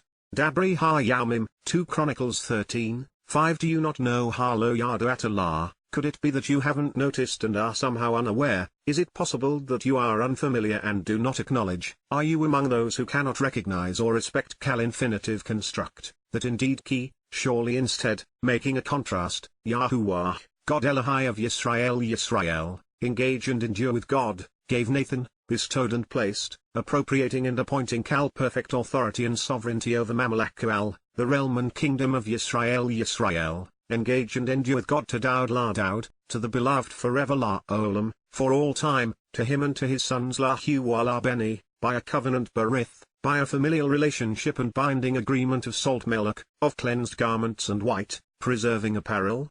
The statement in Korah, Leviticus was challenging to translate. Carbon, while typically rendered offering, is obviously from the verb with the same spelling, as well as being associated with several other nouns and adjectives, each of which are written identically. Collectively, they speak of approaching and coming near, voluntarily presenting oneself so as to participate in a very close, intimate relationship, one which could be initiated during a time of strife, thereby symbolically returning to the womb, appreciating the warm, affectionate, and nurturing aspect of the life-giving association. It was followed by mincha, which is a gift or offering, this time in conjunction with the pronoun atta, you. Its root means to apportion and bestow, and thus could well be defined as the share of an inheritance which is given to covenant members. This leads us to the repetition of malak, which as a noun is often conveyed as salt but even more commonly translated clothing. As a verb it means to season, and thus enhance the flavor with salt, to rub and wash garments with salt, and to have impurities vanish such that they disappear and are unseen as a result of salt.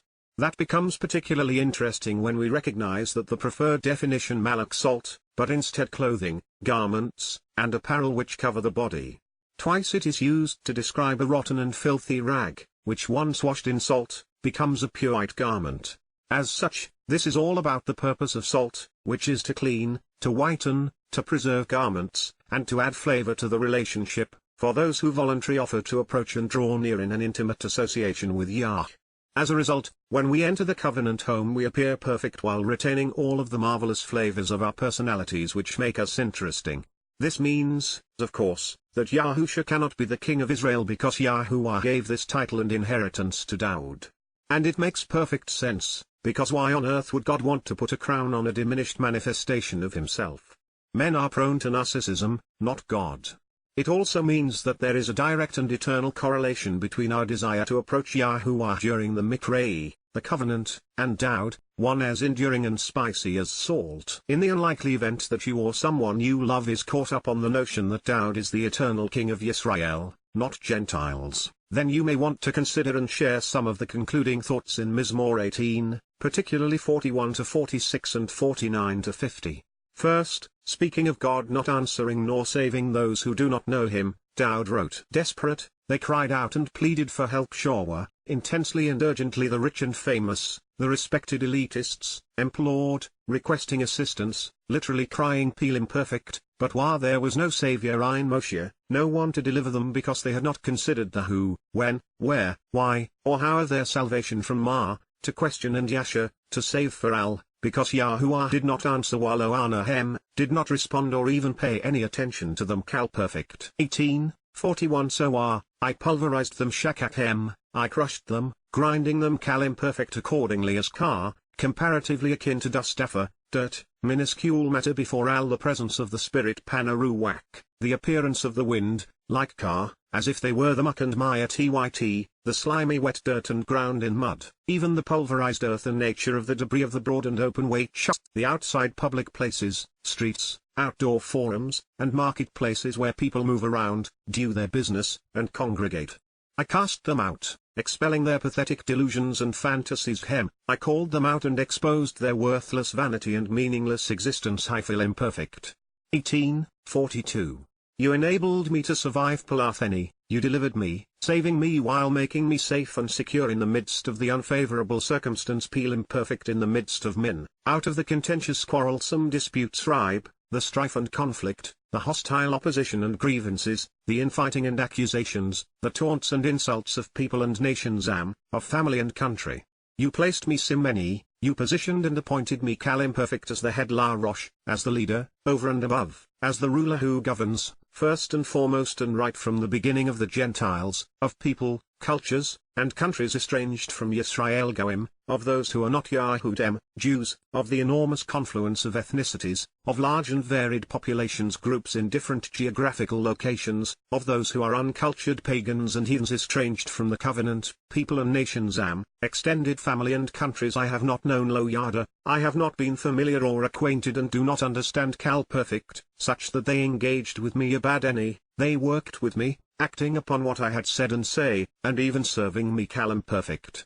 18:43 Once La, for when he approached and drew near he listened to the message Shema Ozin, he heard, using his ability to receive the reported information, they listened to me Shamala Eni, they heard what I had to say and understood what I had pronounced and proclaimed Nephil imperfect.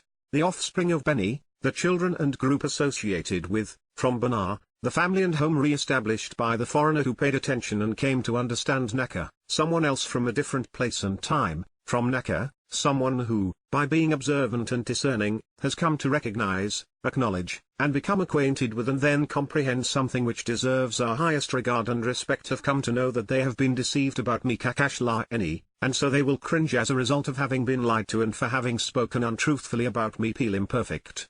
18:44 The newly born members of the group Ben, the offspring, children, and sons, the progeny and people associated with the observant and discerning foreigner Naka, of the individual from a different place and time who paid attention and came to understand of being played for fools and were concerned about their future Nabal, had lost heart and were worn down for having been treated with such contempt, and for having previously failed to understand Cal imperfect. And so while they were naturally anxious and trembling Karag, concerned about what to expect, there were still a bit afraid outside their enclosures Mike Garitham, striding their borders, on the dividing line, shut up within their strongholds and locked out, from Kagar, inside confining places and shut out behind closed doors.